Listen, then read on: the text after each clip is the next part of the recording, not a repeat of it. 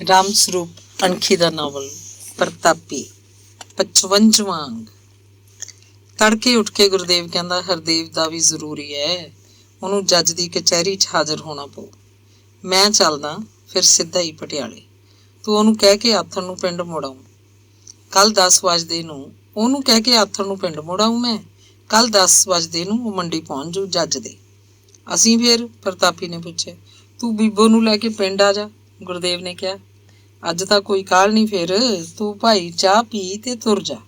ਅਸੀਂ ਤਾਂ ਹੁਣ ਰੋਟੀ ਟੁੱਕ ਖਾ ਕੇ ਤੁਰਾਂਗੀਆਂ, ਆਥਣ ਤਾਈਂ ਪਹੁੰਚ ਜਾਵਾਂਗੀਆਂ ਜੋਗੀਪੁਰ। ਨਰਿੰਦਰ ਸੂ ਕੱਲ੍ਹ ਨੂੰ ਆਜੂ, ਇਹਦੀ ਮਰਜ਼ੀ ਹੈ। ਅੱਜ ਚੱਲਣਾ ਅੱਜ ਚੱਲੇ, ਬੇਸ਼ੱਕ ਸਾਡੇ ਨਾਲ। ਪ੍ਰਤਾਪੀ ਬੋਲ ਰਹੀ ਸੀ। ਉਹ ਸਭ ਸੁਣੀ ਜਾਂਦਾ ਸੀ। ਬੋਲਿਆ, ਜੱਜ ਦੇ ਮੇਰੀ ਤਾਂ ਲੋੜ ਕੋਈ ਨਹੀਂ। ਉਹ ਵੀ ਮੈਂ ਕੀ ਕਰੂੰਗਾ ਜਾ ਕੇ? ਇਹਨੂੰ ਲੈ ਜਾਓ, ਜਿਹੜਾ ਬਿਆਨ ਕਰਾਉਣਾ ਕੋਈ ਕਰਾ ਲਓ। ਇਹ ਵੀ ਤਾਂ ਆਪੇ ਹੀ ਜਾਊ, ਮੈਨੂੰ ਤਾਂ ਬਹੁਤ ਕੰਮ ਹੈ ਇੱਥੇ। ਨਹੀਂ ਯਾਰ, ਤੂੰ ਵੀ ਚੱਲ। ਗੁਰਦੇਵ ਨੇ ਲੇਲੜੀ ਕੱਢੀ। ਮੈਂ ਕਦੇ ਫੇਰ ਆਊਂ। ਬੋਤਲ ਮੇਰੀ ਸਾਂਭ ਕੇ ਰੱਖੀ ਅਲਮਾਰੀ 'ਚ। ਹੁਣ ਤੂੰ ਆਪਦੀ ਭੈਣ ਨੂੰ ਲੈ ਜਾ। ਆਪਦੀ ਗਰਜ ਸਾਰੋ ਤੇ ਬਸ। ਰਾਮ ਰਾਮ, ਹਰੀ ਹਰੀ, ਨਰਿੰਦਰ ਨੇ ਮੁੱਕਦੀ ਗੱਲ ਆਖੀ। ਦਿਨ ਛਿਪਦੇ ਨਾਲ ਪ੍ਰਤਾਪੀ ਤੇ ਬੀਬੋ ਜੋਗੀਪੁਰ ਪਹੁੰਚ ਗਈਆਂ। ਨੰਜੂ ਵੀ ਨਾਲ ਸੀ, ਖਾਸ ਉਡਾਰ ਸੀ। ਗੁਰਦੇਵ ਨੇਰੇ ਹੋਏ ਪਿੰਡ ਵੜਿਆ। ਉਹ ਹਰਦੇਵ ਨਾਲ ਪੱਕੀ ਕਰ ਆਇਆ। ਅਗਲੇ ਦਿਨ ਸਿੱਧਿਆਂ ਹੀ ਉਹ ਮੰਡੀ ਚਲੇ ਗਏ। ਵਕੀਲ ਨੂੰ ਕਹਿ ਕੇ ਸਾਰਾ ਕਾਗਜ਼ ਪੱਤਰ ਤਿਆਰ ਕਰ ਲਿਆ। ਸਾਰਾ ਖਰਚ ਗੁਰਦੇਵ ਪੱਲਿਓਂ ਕਰਦਾ ਫਿਰਦਾ ਸੀ, ਜਿਵੇਂ ਕਿ ਵਕੀਲ ਨੇ ਦੱਸਿਆ ਸੀ। ਜੱਜ ਦੇ ਪੇਸ਼ ਹੋ ਕੇ ਬੀਬੋ ਦੇ ਨਾਂ ਚੜੀ ਜ਼ਮੀਨ ਦੋਵੇਂ ਭਰਾਵਾਂ ਨੂੰ ਮਿਲ ਗਈ। 15-20 ਦਿਨਾਂ ਬਾਅਦ ਤਹਿਸੀਲਦਾਰ ਨੇ ਇੰਤਕਾਲ ਕਰ ਦਿੱਤਾ।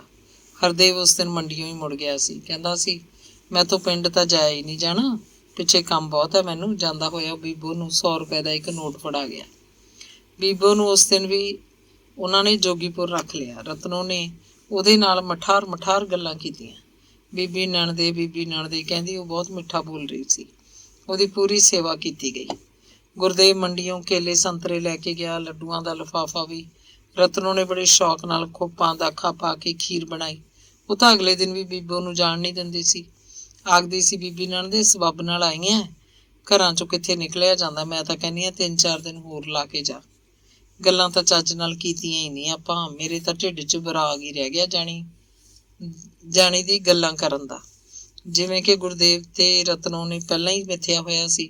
ਗੁਰਦੇਵ ਉਸ ਦਿਨ ਮੰਡੀਓਂ ਬੀਬੋ ਲਈ ਇੱਕ ਵਧੀਆ ਸੂਟ ਪੜਵਾ ਕੇ ਲਿਆਇਆ। ਬੰਬਰ ਦੀ ਚੁੰਨੀ, ਨੰਜੂ ਵਾਸਤੇ ਵੀ ਕੱਪੜੇ। ਉਹਨੂੰ ਜਾਂਦੀ ਨੂੰ 100 ਰੁਪਈਆ ਗੁਰਦੇਵ ਨੇ ਵੀ ਦਿੱਤਾ।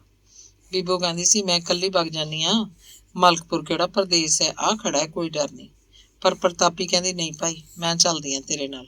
ਕੱਲੀ ਨੂੰ ਨਹੀਂ ਅਸੀਂ ਤੋਰਦੇ। ਜਾਂ ਨਰਿੰਦਰ ਸੂਹ ਆ ਜਾਂਦਾ ਤੈਨੂੰ ਲੈਣ। ਗੁਰਦੇਵ ਜਾਂਦਾ, ਇਹ ਵੀ ਵਿਹਲਾ ਨਹੀਂ। ਕੀ ਲੱਗਦਾ ਮਾਂ ਧੀ ਗੱਲਾਂ ਕਰਦੀਆਂ ਜਾਵਾਂਗੀਆਂ। ਰਤਨੋ, ਗੁਰਦੇਵ ਤੇ ਤਿੰਨੋਂ ਜਵਾਕ ਬੀਬੋ ਨੂੰ ਅੱਡੇ ਤੱਕ ਛੱਡਣ ਆਏ। ਪੀਟਰ ਰੇੜਾ ਮਿਲ ਗਿਆ, ਮੰਡੀ ਜਾ ਕੇ ਬੱਸ ਲੈ ਲੈਣੀ ਸੀ। ਰਤਨੋ ਪ੍ਰਤਾਪੀ ਨੂੰ ਬੋਲੀ, ਬੇਬੇ ਤੂੰ ਉੱਥੇ ਹੀ ਨਾ ਬੈਠੀ ਰਹੀ, ਆ ਜੀ ਛੇਤੀ। ਨੂੰਹ ਦਾ ਉੱਕਰ ਆਦਰ ਦੇਖ ਕੇ ਪ੍ਰਤਾਪੀ ਦਾ ਕਾਲਜਾ ਠਰ ਗਿਆ। ਰਤਨੋ ਨੇ ਬੀਬੋ ਦਾ ਸਿਰ ਪਲੋਸਿਆ। ਛੋਟੀ ਨਣਦ ਸੀ, ਸੱਸ ਦੇ ਪੈਰੀਂ ਹੱਥ ਲਾਏ। ਬੱਸ 'ਚ ਬੈਠੀਆਂ ਉਹ ਗੱਲਾਂ ਕਰਦੀਆਂ ਗਈਆਂ। ਬੀਬੋ ਨੇ ਕਿਹਾ, ਬੇਬੇ ਹੁਣ ਤਾਂ ਜਮਾਂ ਸਿੱਧੇ ਨੇ ਤੇਰੇ ਨਾਲ। ਲੱਗਦਾ ਹੀ ਨਹੀਂ ਵੀ ਤੂੰ ਕਦੇ ਅੱਡ ਰਹਿੰਦੀ ਹੁੰਦੀ ਸੀ ਘਰ 'ਚੋਂ। ਕੁਦਰਤ ਆਪੇ ਕਰਦੀ ਹੈ, ਆਪੇ ਨਿਉ ਨਿਬੇੜਦੀ ਹੈ। ਉਹ ਸੱਚਾ ਪਾਤਸ਼ਾਹ ਚਿੱਟਿਆਂ ਬਾਜਾਂ ਵਾਲਾ। ਮੇਰੇ ਨਾਲ ਤਾਂ ਤੇਰੇ ਪਿਓ ਨੇ ਕੀਤੀਆਂ, ਕੰਜਰ ਨੇ। ਤੈਨੂੰ ਕਿਹੜਾ ਪਤਾ ਨਹੀਂ ਕਿਸੇ ਗੱਲ ਦਾ। ਸਾਰਾ ਚਾਨਣ ਹੈ ਤੈਨੂੰ। ਉਹ ਮੁੱਕ ਗਿਆ ਤਾਂ ਮੇਰੇ ਦੁੱਖ ਵੀ ਮੁੱਕ ਗਏ ਧੀਏ। ਤੂੰ ਸਿਆਣੀ ਹੈ। ਚੱਲ ਚੰਗਾ ਮਾਂ, ਤੇਰੀ ਜਾਨ ਸੌਖੀ ਹੋ ਗਈ। ਬਾਪੂ ਕਰਕੇ ਹੀ ਉਹ ਅੜੀ ਬੈਠੀ ਸੀ। ਮਾਸੀ, ਉਹਦਾ ਵੀ ਚੰਗਾ ਜੂੜ ਵੱਢਿਆ ਗਿਆ। ਹੁਣ ਤਾਂ ਨਹੀਂ ਆਉਂਦੀ ਮੁੜ ਕੇ ਉਹ ਇੱਥੇ। ਹੁਣ ਆਊਗੀ ਤਾਂ ਉਹਨੂੰ ਸਿਆਣਦਾ ਵੀ ਕੌਣ ਹੈ। ਆਵੇ ਸਹੀ, ਜੁੱਤੀ ਵੀ ਕੱਢ ਲੂੰ ਮੈਂ। ਹੁਣ ਤਾਂ ਸਾਰਾ ਟੱਬਰ ਮੇਰੇ ਵੱਲ ਹੈ। ਆਸ ਗੁਆਂਢ ਚਾਹੁੰਦਾ ਮੈਨੂੰ। ਉਹ ਤਾਂ ਗਈ ਜਿੱਧਰ ਜਾਣਾ ਸੀ। ਪ੍ਰਤਾਪੀ ਤਸੱਲੀ ਨਾਲ ਬੋਲ ਰਹੀ ਸੀ। ਹੁਣ ਤਾਂ ਮਾਂ ਤੇਰੀ ਸਿਹਤ ਵੀ ਠੀਕ ਲੱਗਦੀ ਹੈ। ਮੇਰਾ ਤਾਂ ਡਾਲ ਨਹੀਂ ਵਿਗੜਿਆ। ਘੋੜੇ ਵਰਗੀ ਆ ਅੱਜ ਦੀ ਘੜੀ ਤਾਂ ਮੈਂ। ਤਾਪ ਸਰਵਾਹ ਕੋਈ ਚੀਜ਼ ਨਹੀਂ ਮੈਨੂੰ। ਖਾਨੀਆਂ ਤੇ ਦੜਕਾਨੀਆਂ ਬਸ। ਇੱਕ ਨਿਗਾਹ ਦੀ ਕਮਜ਼ੋਰੀ ਐ। ਐਨਕ ਲਵਾਤੀ ਸੀ ਸੁੱਖ ਨਾਲ ਤੇਰੇ ਮਾਮੇ ਨੇ। ਹਾਏ ਸੁਰਗ 'ਚ ਵਾਸਾ ਹੋਵੇ ਵਿਚਾਰੇ ਸੱਤਿਆ ਮਾਨ ਦਾ। ਇੰਨਾ ਨੇਕ ਬੰਦਾ ਮੈਂ ਨਹੀਂ ਦੇਖਣਾ ਧਰਤੀ ਦੀ ਕੰਡ ਤੇ। ਨੌਂ ਵੀ ਤਾਂ ਨੇਕ ਦਾ ਸੀ ਧਰਾਇਆ ਸੀ, ਘਟਗੀ ਵਾਲੇ ਨੇ। ਹੁਣ ਕਿਵੇਂ ਆ ਫੇਰ ਨਿਕਾ? ਗੁਰਦੇਵ ਲੈ ਗਿਆ ਸੀ ਇੱਕ ਦਿਨ। ਚੱਲ ਮਾਂ ਮੰਡੀ ਨੂੰ ਚੱਲ, ਤੇਰੇ ਸੀਸੇ ਟੈਸਟ ਕਰਾ ਲਿਆ। ਉਹ ਡਾਕਦਾਰ ਚੰਡੀਗੜ੍ਹ ਵਾਲਾ ਸਿਰ ਨੂੰ ਮਹਿੰਦੀ ਲਾ ਕੇ ਰੱਖਦਾ, ਬਲਾਈ ਚੰਗਾ, ਸੀਸੇ ਬਦਲਤੇ ਮੇਰੇ, ਹੁਣ ਜਮਾਂ ਠੀਕ ਹੈ ਨਿਗਾਹ, ਚਾਹੇ ਸੂਈ ਦੇ ਨੱਕੇ 'ਚ ਧਾਗਾ ਪਵਾ ਲੈ। ਸੱਚ ਮਾਂ, ਮੈਥੋਂ ਤਾਂ ਇਹਨਾਂ ਨੇ ਲਵਾ ਲਈ ਜ਼ਮੀਨ ਆਪਦੇ ਨਾਂ। ਚੱਲ ਵਧੀਆ ਹੋ ਗਿਆ, ਤੂੰ ਵੀ ਲਵਾਤੀ ਹੋ, ਬੀਬੋ ਨੇ ਪੁੱਛਿਆ। ਨਾ, ਮੈਂ ਨਹੀਂ ਲਵਾਈ, ਨਾ ਲਵਾਵਾਂ। ਕਿਉਂ ਮਾਂ, ਇਹ ਕੀ? ਜੇ ਮੈਂ ਇਹਨਾਂ ਨੂੰ ਦੇ ਦਿੱਤੀ ਜ਼ਮੀਨ, ਮੇਰੀ ਸੇਵਾ ਨਹੀਂ ਹੋਣੀ ਫਿਰ? ਮੈਨੂੰ ਸਾਰਾ ਗਿਆਨ ਹੈ, ਮਾਂ ਤਾਂ ਪਹਿਲਾਂ ਵੀ ਸੀ ਗੁਰਦੇਵ ਦੀ। ਤੇਰੇ ਪਿਓ ਮੁੱਕੇ ਤੋਂ ਮੇਰੇ ਨਾਂ ਚੜ੍ਹ ਗਈ 4 ਸਿਆੜ, ਤਾਂ ਮਾਂ ਹੁਣ ਯਾਦ ਆ ਗਈ। ਮੈਂ ਸਭ ਜਾਣਦੀ ਹਾਂ, ਇਹ ਜ਼ਮੀਨ ਦੀ ਸੇਵਾ ਹੈ ਧੀਏ, ਮੇਰੀ ਨਹੀਂ। ਫਿਰ ਕਹਿਣ ਲੱਗੀ, ਹਾਂ ਤੇਰੀ ਗੱਲ ਹੋਰ ਹੈ, ਸ਼ਾਬਾਸ਼, ਤੂੰ ਭਾਈਆਂ ਨਾਲ ਵਰਤਦੀ ਰਹਿ ਗਈ। ਨਹੀਂ ਮਾਂ, ਸੇਵਾ ਤਾਂ ਤੇਰੀ ਫੇਰ ਵੀ ਕਰਨੀ ਸੀ ਗੁਰਦੇਵ ਨੇ। ਗੁਰਦੇਵ ਨਾ ਕਰਦਾ ਤਾਂ ਹਰਦੇਵ ਕਰਦਾ। ਸਭ ਝੂਠ। ਫਿਰ ਮੇਰੇ ਤੇ ਚੰਦ ਕੌਰ 'ਚ ਕੀ ਫਰਕ ਰਹਿ ਜਾਂਦਾ? ਉਹਦੇ ਕੁਛ ਹੱਥ ਮੱਥੇ ਨਹੀਂ ਸੀ, ਉਹ ਗਈ, ਉੱਡ ਗਈ ਨਾ, ਜਿਵੇਂ ਫੂਕ ਮਾਰੀ ਤੋਂ ਥੈਲੀ ਦੀ ਸੁਆਹ ਉੱਡ ਜਾਂਦੀ ਹੈ। ਮੈਂ ਜ਼ਮੀਨ ਤੇ ਦੇਤੀ ਤਾਂ ਇਹ ਹਾਲ ਮੇਰਾ ਹੋ, ਸਮਝ ਗਈ? ਪ੍ਰਤਾਪੀ ਵਕੀਲਾਂ ਵਾਂਗ ਗੜਕੇ ਨਾਲ ਬੋਲ ਰਹੀ ਸੀ। ਬੀਬੋ ਫੇਰ ਨਹੀਂ ਬੋਲੀ। ਮਲਕਪੁਰ ਜਾ ਕੇ ਬੀਬੋ ਨੇ ਦੱਸਿਆ ਕਿ ਉਹਨੂੰ 3 ਮਹੀਨਾ ਲੱਗਿਆ ਹੋਇਆ। ਪ੍ਰਤਾਪੀ ਦੀਆਂ ਅੱਖਾਂ 'ਚ ਖੁਸ਼ੀ ਦੀ ਚਮਕ ਸੀ। ਬੋਲੀ, ਨਹੀਂ ਚੰਗਾ ਭਾਈ, ਜੋੜੀ ਹੋ ਜਾਏ। ਫਿਰ ਪੁੱਛਣ ਲੱਗੀ, ਤੂੰ ਜੋਗੀਪੁਰ ਕਿਉਂ ਨਾ ਫੁੱਟੀ ਮੂੰਹ ਮੇਰੇ ਕੋਲ? ਐਡਾ ਉੱਲਾ ਰੱਖਿਆ? ਮੈਂ ਕਿਹਾ ਚੱਲ ਫੇਰ ਦੱਸ ਦੂੰਗੀ, ਤੂੰ ਤਾਂ ਬਾਹਲੀ ਮਾੜੀ ਹੈ ਨੀ ਪਿਓ ਵਰਗੀ। ਪ੍ਰਤਾਪੀ ਉਹਦੇ ਨਾਲ ਝੂਠਾ ਲੜਨ ਲੱਗੀ। ਪ੍ਰਤਾਪੀ 2 ਰਾਤਾਂ ਮਲਕਪੁਰ ਰਹੀ। ਬੀਬੋ ਨੇ ਉਹਨੂੰ ਆਉਣ ਨਹੀਂ ਦਿੱਤਾ ਸੀ। ਕਹਿ ਰਹੀ ਸੀ, ਤੈਂ ਕਿਹੜਾ ਕਮਾਂਦੜਾ ਕਰਨਾ ਉੱਥੇ ਜਾ ਕੇ, ਕੋਈ ਬੈਠੀ ਰਹਿਣਾ ਉੱਥੇ ਵੀ ਤੇ ਇੱਥੇ ਵੀ। ਮੇਰਾ ਜੀ ਲੱਗਿਆ ਹੋਇਆ। ਪ੍ਰੀਤਮ ਕੌਰ ਨੇ ਸੰਸਾ ਕੀਤਾ। ਕੀ ਕੀਤਾ ਜਾਏ ਪ੍ਰਤਾਪ ਕੁਰੇ? ਉਸ ਮਹੀਨੇ ਗੁਰਮੇਲ ਕੌਰ ਨੇ ਜਹਿਮਤ ਡਿੱਗਣਾ ਹੈ। ਉਸੇ ਮਹੀਨੇ ਹਰਪਾਲ ਦਾ ਵਿਆਹ ਕਢਾ ਕੇ ਦੇ ਗਏ ਮੱਤੀ ਵਾਲੇ। ਪ੍ਰਤਾਪੀ ਬੋਲੀ, ਠੀਕ ਹੈ ਭਾਈ, ਦੋਵੇਂ ਕੰਮ ਸਿਰੇ ਲੱਗ ਜਾਣਗੇ, ਉਹੀ ਕਰੂ। ਸੱਚਾ ਪਾਤਸ਼ਾਹ, ਵਿਆਹ ਵੇਲੇ ਔਖਾ ਹੈ, ਤੂੰ ਸਿਆਣੀ ਹੈ, ਕੰਮ ਵੀ ਇਹਨੇ ਕਰਨਾ। ਕਿਤੇ ਉਸੇ ਦਿਨ ਨਾ ਰੁੱਝ ਜੇ ਕਰਮਾਂ ਵਾਲੀ। ਜੇ ਵਿਆਹ ਗਾਂ ਪਾਉਣ ਨੂੰ ਕਹਿੰਦੀ ਆ ਤਾਂ ਕੀ ਪਤਾ ਭਾਈ ਜੱਟ ਮੰਨੂਗਾ ਜਾਂ ਨਹੀਂ। ਉਹਨਾਂ ਦੀ ਵੱਡੀ ਕੁੜੀ ਕੈਨੇਡਾ ਤੋਂ ਆਈ ਹੋਈ ਹੈ, ਉਹਨੇ ਰਖਾਇਆ ਵਿਆਹ। ਕਹਿੰਦੀ ਵਿਆਹ ਦੇਖ ਕੇ ਜਾਣਾ, ਰਹੂਗੀ ਤਾਂ ਥੋੜਾ ਘਣਾ ਲਾਊਗੀ ਵੀ। ਅਗਲੇ ਨੂੰ ਇਹ ਵੀ ਲਾਲਚ ਹੈ। ਪ੍ਰੀਤਮ ਕੌਰ ਕੁਝ ਸਭ ਦੱਸ ਰਹੀ ਸੀ। ਤੂੰ ਵਿਆਹ ਦਾ ਤਾਪੇ ਕਿਉਂ ਭੈਣੇ? ਬੀਬੋ ਨੂੰ ਮੈਂ ਲੈ ਜੂੰਗੀ, ਮੈਂ ਆਪੇ ਕਰਾਊਂ ਇਹਦਾ ਜਾਪਾ। ਹੋਰ ਦੱਸ, ਪ੍ਰਤਾਪੀ ਨੇ ਕਿਹਾ। ਉਹ ਤਾਂ ਠੀਕ ਹੈ, ਸ਼ਾਬਾਸ਼ ਏ ਤੇਰੇ। ਪਰ ਕੀ, ਦੁੱਖ ਸੁੱਖ ਸਕੀਰੀਆਂ ਦਾ ਸਾਂਝਾ ਹੁੰਦਾ ਹੈ, ਇਹ ਕੀ ਗੱਲ ਹੋਈ?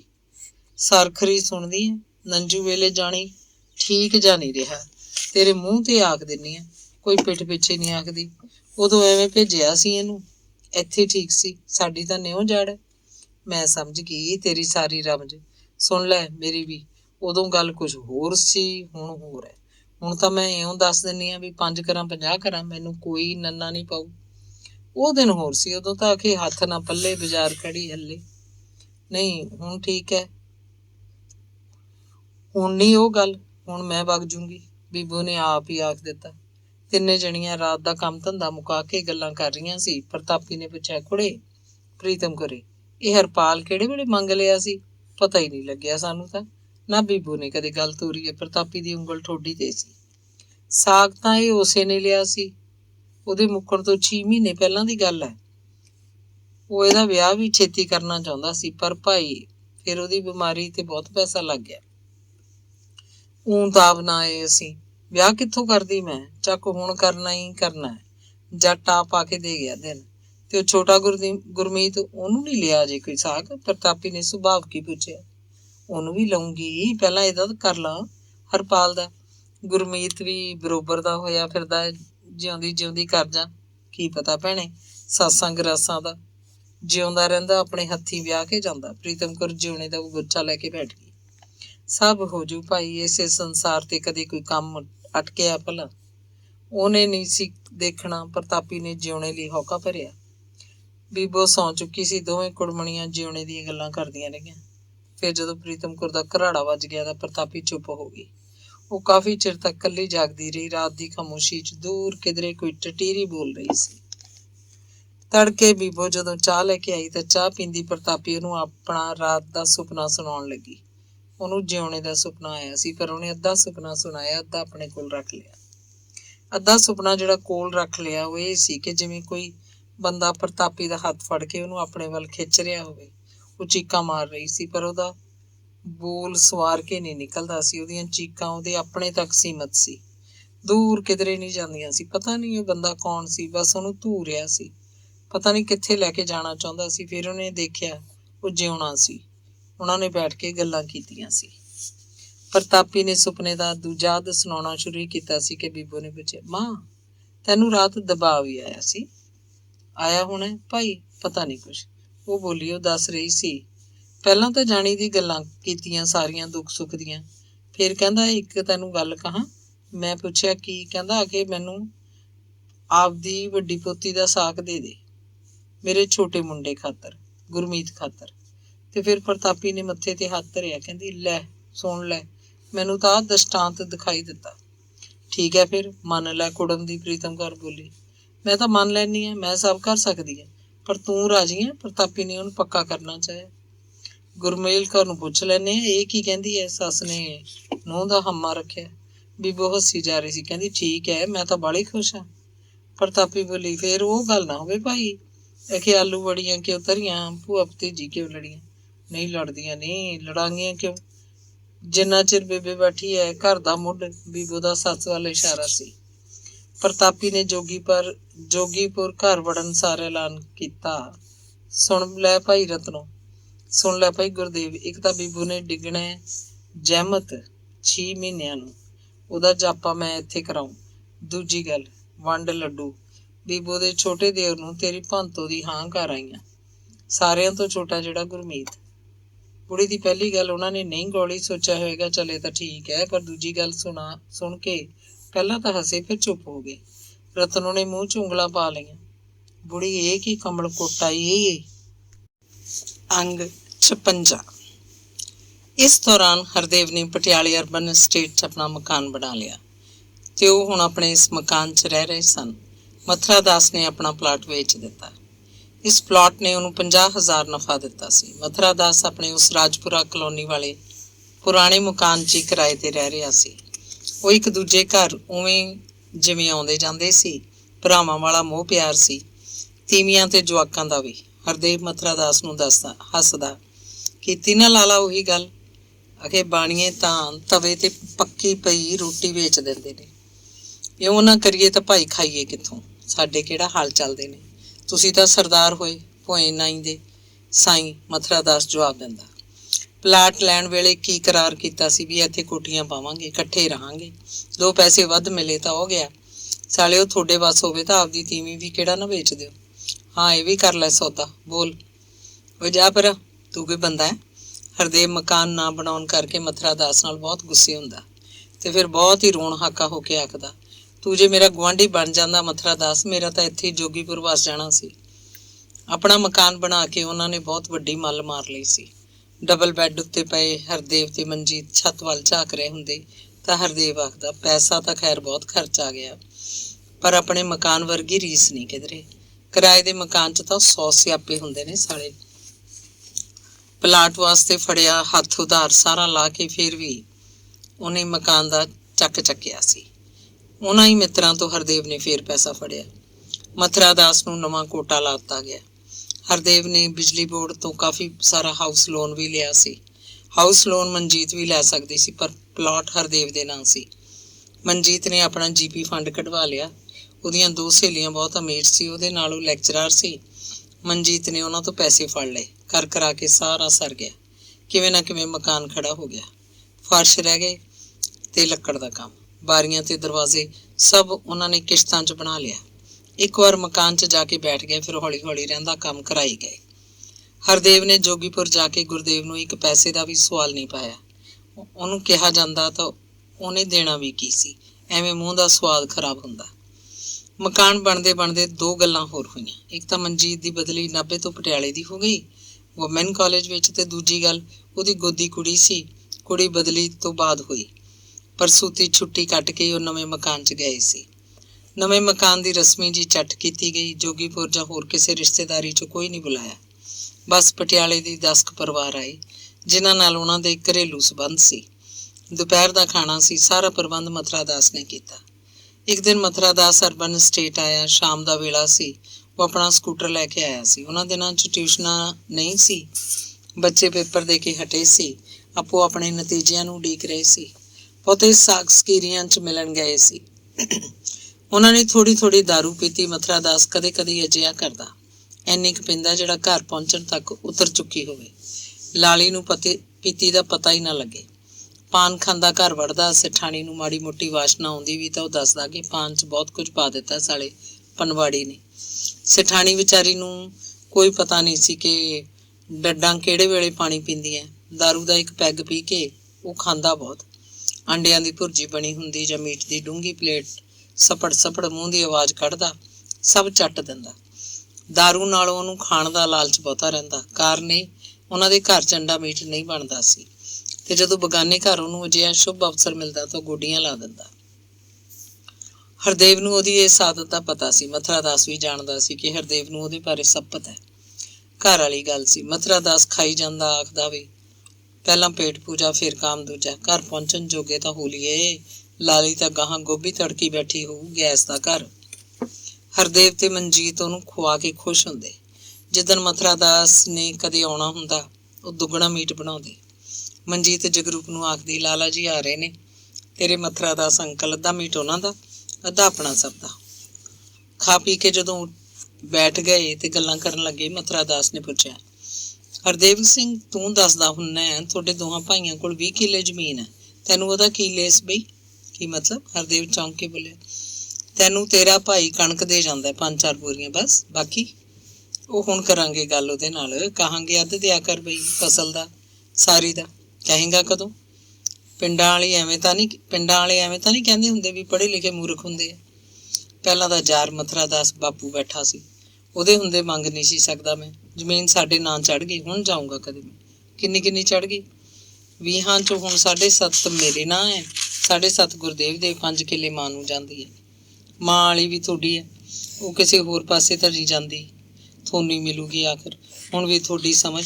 ਫਿਰ 10 ਕਿੱਲੇ ਦਾ ਮਾਲਕ ਹੋਇਆ ਤੂੰ। 10 ਕਿੱਲੇ ਵਾਲੇ ਤਾਂ ਅੱਜ ਦੀ ਘੜੀ ਸਰਦਾਰ ਅਖਾਉਂਦੇ ਆ। ਭਾਈ ਸਾਹਿਬ ਕਿੱਥੇ ਫਿਰਦਾ ਤੂੰ? ਮਥੁਰਾ ਦਾਸ ਦੰਦਾਂ 'ਚ ਡੱਕਾ ਮਾਰੀ ਜਾਂਦਾ, ਗੱਲਾਂ ਦੀ ਤਹਿ ਲਾਈ ਜਾ ਰਿਹਾ ਸੀ। ਉਹਦੀਆਂ ਸਾਰੀਆਂ ਗੱਲਾਂ ਸੱਚ ਸੀ। ਹਰਦੇਵ ਮੰਨ ਰਿਹਾ ਸੀ ਤੇ ਹਾਂ ਕਰਦਾ। ਮਨਜੀਤ ਨੂੰ ਕਦੇ ਹਰਦੇਵ ਉੱਤੇ ਗੁੱਸਾ ਚੜ੍ਹਦਾ, ਉਹਦਾ ਮੱਥਾ ਛੋਟਾ ਹੋ ਜਾਂਦਾ। ਕਦੇ ਉਹ ਮਥੁਰਾ ਦਾਸ ਦਾ ਧੰਨਵਾਦ ਕਰਦੀ, ਉਹਦੀਆਂ ਅੱਖਾਂ 'ਚ ਚਮਕ ਜਾਗ ਉੱਠਦੀ। ਸਕੂਟਰ ਦੀ ਕਿੱਕ ਮਾਰਨ ਲੱਗਿਆ ਮਥੁਰਾ ਦਾਸ ਕਹਿੰਦਾ, 6 ਮਹੀਨਿਆਂ ਪਿੱਛੋਂ ਪਿੰਡ ਜਾਇਆ ਕਰ। ਉਧਰ ਵਿਸਾਖੀ ਪਿੱਛੋਂ, ਉਧਰ ਦੀਵਾਲੀ ਪਿੱਛੋਂ। ਹਾੜੀ ਸੌਣੀ ਦਾ ਪੂਰਾ ਹਿਸਾਬ ਲਿਆ ਕਰ। ਉਹਨੂੰ ਕਹਿ, ਲੈ ਭਾਈ ਸਾਹਿਬ, ਆਪਦਾ ਅੱਧ ਦਾ ਖਰਚ ਪਾਣੀ ਕੱਟ ਤੇ ਫਸਲ ਦਾ ਅੱਧ ਇੱਧਰ ਕਰ। ਆਪਦੇ ਹਿੱਸੇ ਦੀ ਉੱਥੇ ਹੀ ਵੇਚ ਆਇਆ ਕਰ। ਜੇ 2-4 ਦਿਨ ਰਹਿਣਾ ਪਵੇ ਤਾਂ ਰਹਿ ਆ ਉੱਥੇ। ਆਈ ਸਮਝ? ਮਥੁਰਾ ਦਾਸ ਨੂੰ ਵਿਦਾ ਕਰਨ ਪਿੱਛੋਂ ਉਹ ਦੋਵੇਂ ਤੀਵੀਂ ਪੁਰਸ਼ ਵਾਪਸ ਕਮਰੇ 'ਚ ਆ ਕੇ ਬੈਠੇ। ਹਰਦੇਵ ਕਹਿਣ ਲੱਗਿਆ, ਕੰਜਰ ਦਾ ਬਾਣੀਆ ਹੈ ਤਿੱਖਾ, ਦੇਖਿਆ ਮਿੰਟਾਂ 'ਚ ਹੀ ਕਿੰਨੀ ਮੱਤ ਦੇ ਗਿਆ। ਆਪਾਂ ਤਾਂ ਇਉਂ ਕਦੇ ਸੋਚਿਆ ਹੀ ਨਹੀਂ। ਮਨਜੀਤ ਨੂੰ ਅਪ੍ਰੈਲ ਦੀਆਂ ਛੁੱਟੀਆਂ ਸੀ। ਜਗਰੂਪ ਦਾ ਸਕੂਲ ਵੀ ਕੁਝ ਦਿਨਾਂ ਲਈ ਬੰਦ ਸੀ। ਹਰਦੇਵ ਨੇ 2 ਦਿਨਾਂ ਦੀ ਛੁੱਟੀ ਲੈ ਲਈ। ਗਾਂ ਸ਼ਨਿਚਰਵਾਰ ਤੇ ਐਤਵਾਰ ਰਲਦੇ ਸੀ। ਸਾਰੇ ਕਮਰਿਆਂ ਨੂੰ ਜਿੰਦੇ ਲਾ ਤੇ ਭਾਂਡੇ ਸਾਫ਼ ਕਰਨ, ਰੋਟੀ ਪਕਾਉਣ ਵਾਲੀ ਮਾਈ ਨੂੰ ਕਿਹਾ ਕਿ ਉਹ ਜਿੰਨੇ ਦਿਨ ਮੁੜਦੇ ਨਹੀਂ ਉਹ ਰਾਤ ਨੂੰ ਇੱਥੇ ਸੌਂ ਜਾਇਆ ਕਰੇ। ਡਰਾਇੰਗ ਰੂਮ ਉਹਦੇ ਪੈਣ ਬੈਠਣ ਲਈ ਖੁੱਲ੍ਹਾ ਛੱਡਤਾ। ਬੁੜੀ ਇਮਾਨਦਾਰ ਸੀ, ਉਹਦੇ ਕਰਕੇ ਉਹਨਾਂ ਨੂੰ ਪਿੱਛੋਂ ਦੀ ਚਿੰਤਾ ਕੋਈ ਨਹੀਂ ਸੀ। ਉਹਨਾਂ ਦੀ ਸਲਾਹ ਸੀ ਉਹ ਜੋਗੀਪੁਰ ਹੋ ਕੇ ਫਿਰ ਮਲਕਪੁਰ ਵੀ ਜਾਣਗੇ, ਪਰ ਬੀਬੋ ਪਹਿਲਾਂ ਹੀ ਜੋਗੀਪੁਰ ਆਈ ਬੈਠੀ ਸੀ। ਉਹਨੇ ਜਹਿਮਤ ਡਿੱਗਣਾ ਸੀ। ਪਹਿਲੀ ਰਾਤ ਤਾਂ ਸਭ ਹੱਸਦੇ ਖੇਡਦੇ ਰਹੇ, ਗੱਲਾਂ ਕਰਦੇ ਰਹੇ। ਸਬੱਬ ਨਾਲ ਤਿੰਨੇ ਭੈਣ ਭਰਾ ਇਕੱਠੇ ਹੋ ਗਏ। ਫਿਰ ਤਿੰਨਾਂ ਦੇ ਸਾਰੇ ਜਵਾਕ ਪ੍ਰਤਾਪੀ ਸੀ। ਘਰ ਭਰਿਆ ਇਉਂ ਲੱਗਦਾ ਜਿਵੇਂ ਵਿਆਹ ਧਰਿਆ ਹੋਵੇ।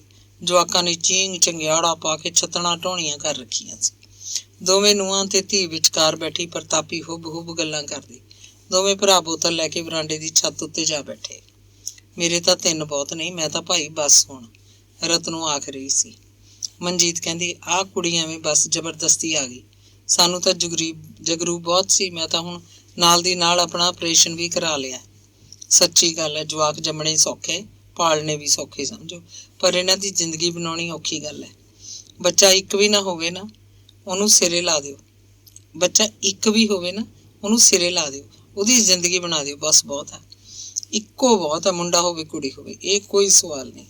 ਹੁਣ ਬੀਬੀ ਨਣਦ ਦੇਖੋ ਕੀ ਪੂਰੀਆਂ ਪਾਉਂਦੀ ਹੈ। ਜੋੜੀ ਬਣਾਊ ਕਿ? ਰਤਨੋਂ ਬੋਲੀ, ਮੁੰਡਾ ਹੋਊ ਦੇਖ ਲਿਓ। ਮੇਰੀ ਗੱਲ ਯਾਦ ਰੱਖਿਓ, ਮੈਨੂੰ ਇਹਦਾ ਚੇਨ ਚੱਕਰ ਦੱਸੀ ਜਾਂਦਾ ਹੈ।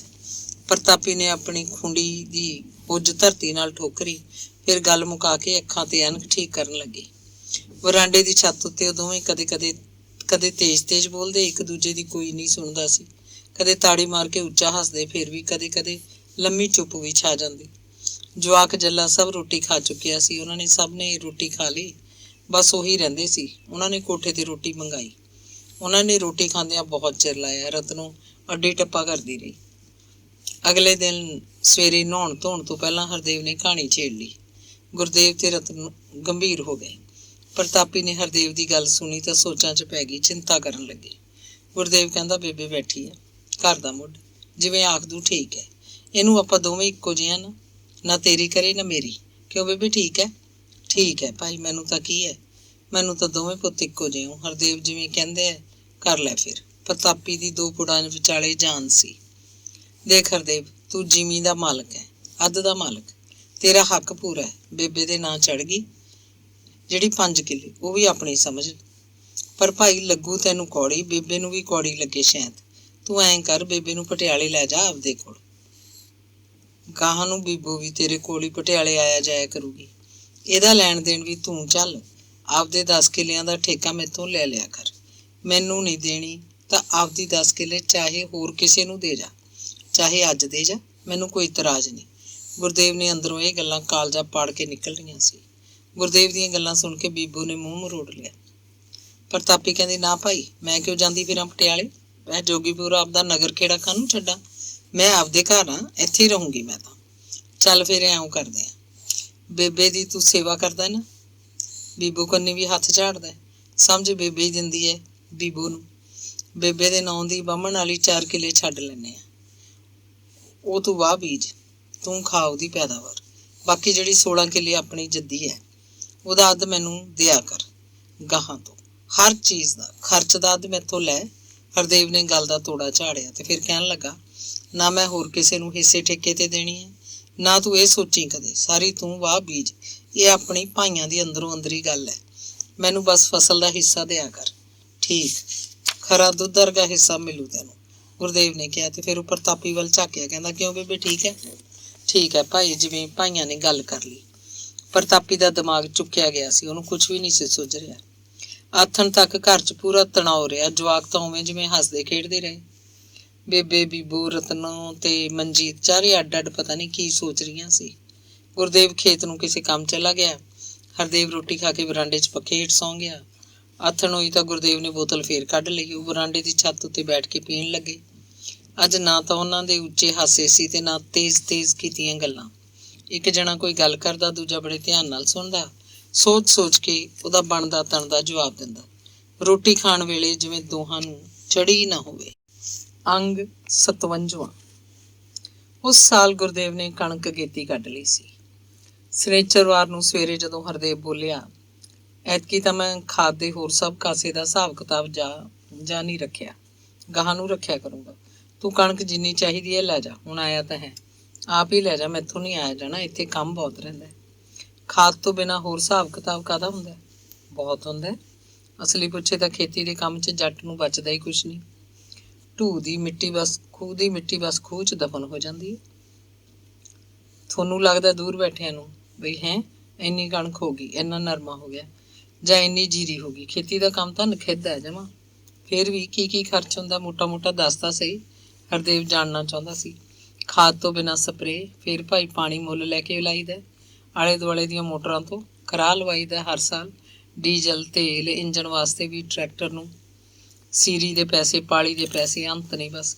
ਗਿਣਤੀ ਨਹੀਂ ਸਾਲੀ, ਗਾਹਾਂ ਨੂੰ ਮੈਂ ਲਿਖਿਆ ਕਰੂੰ, ਆਪੇ ਪਤਾ ਲੱਗ ਜੂ ਤੈਨੂੰ। ਚੰਗਾ ਫਿਰ ਐਤਕੀ 10 ਬੋਰੀਆਂ ਦੇ ਦੇ।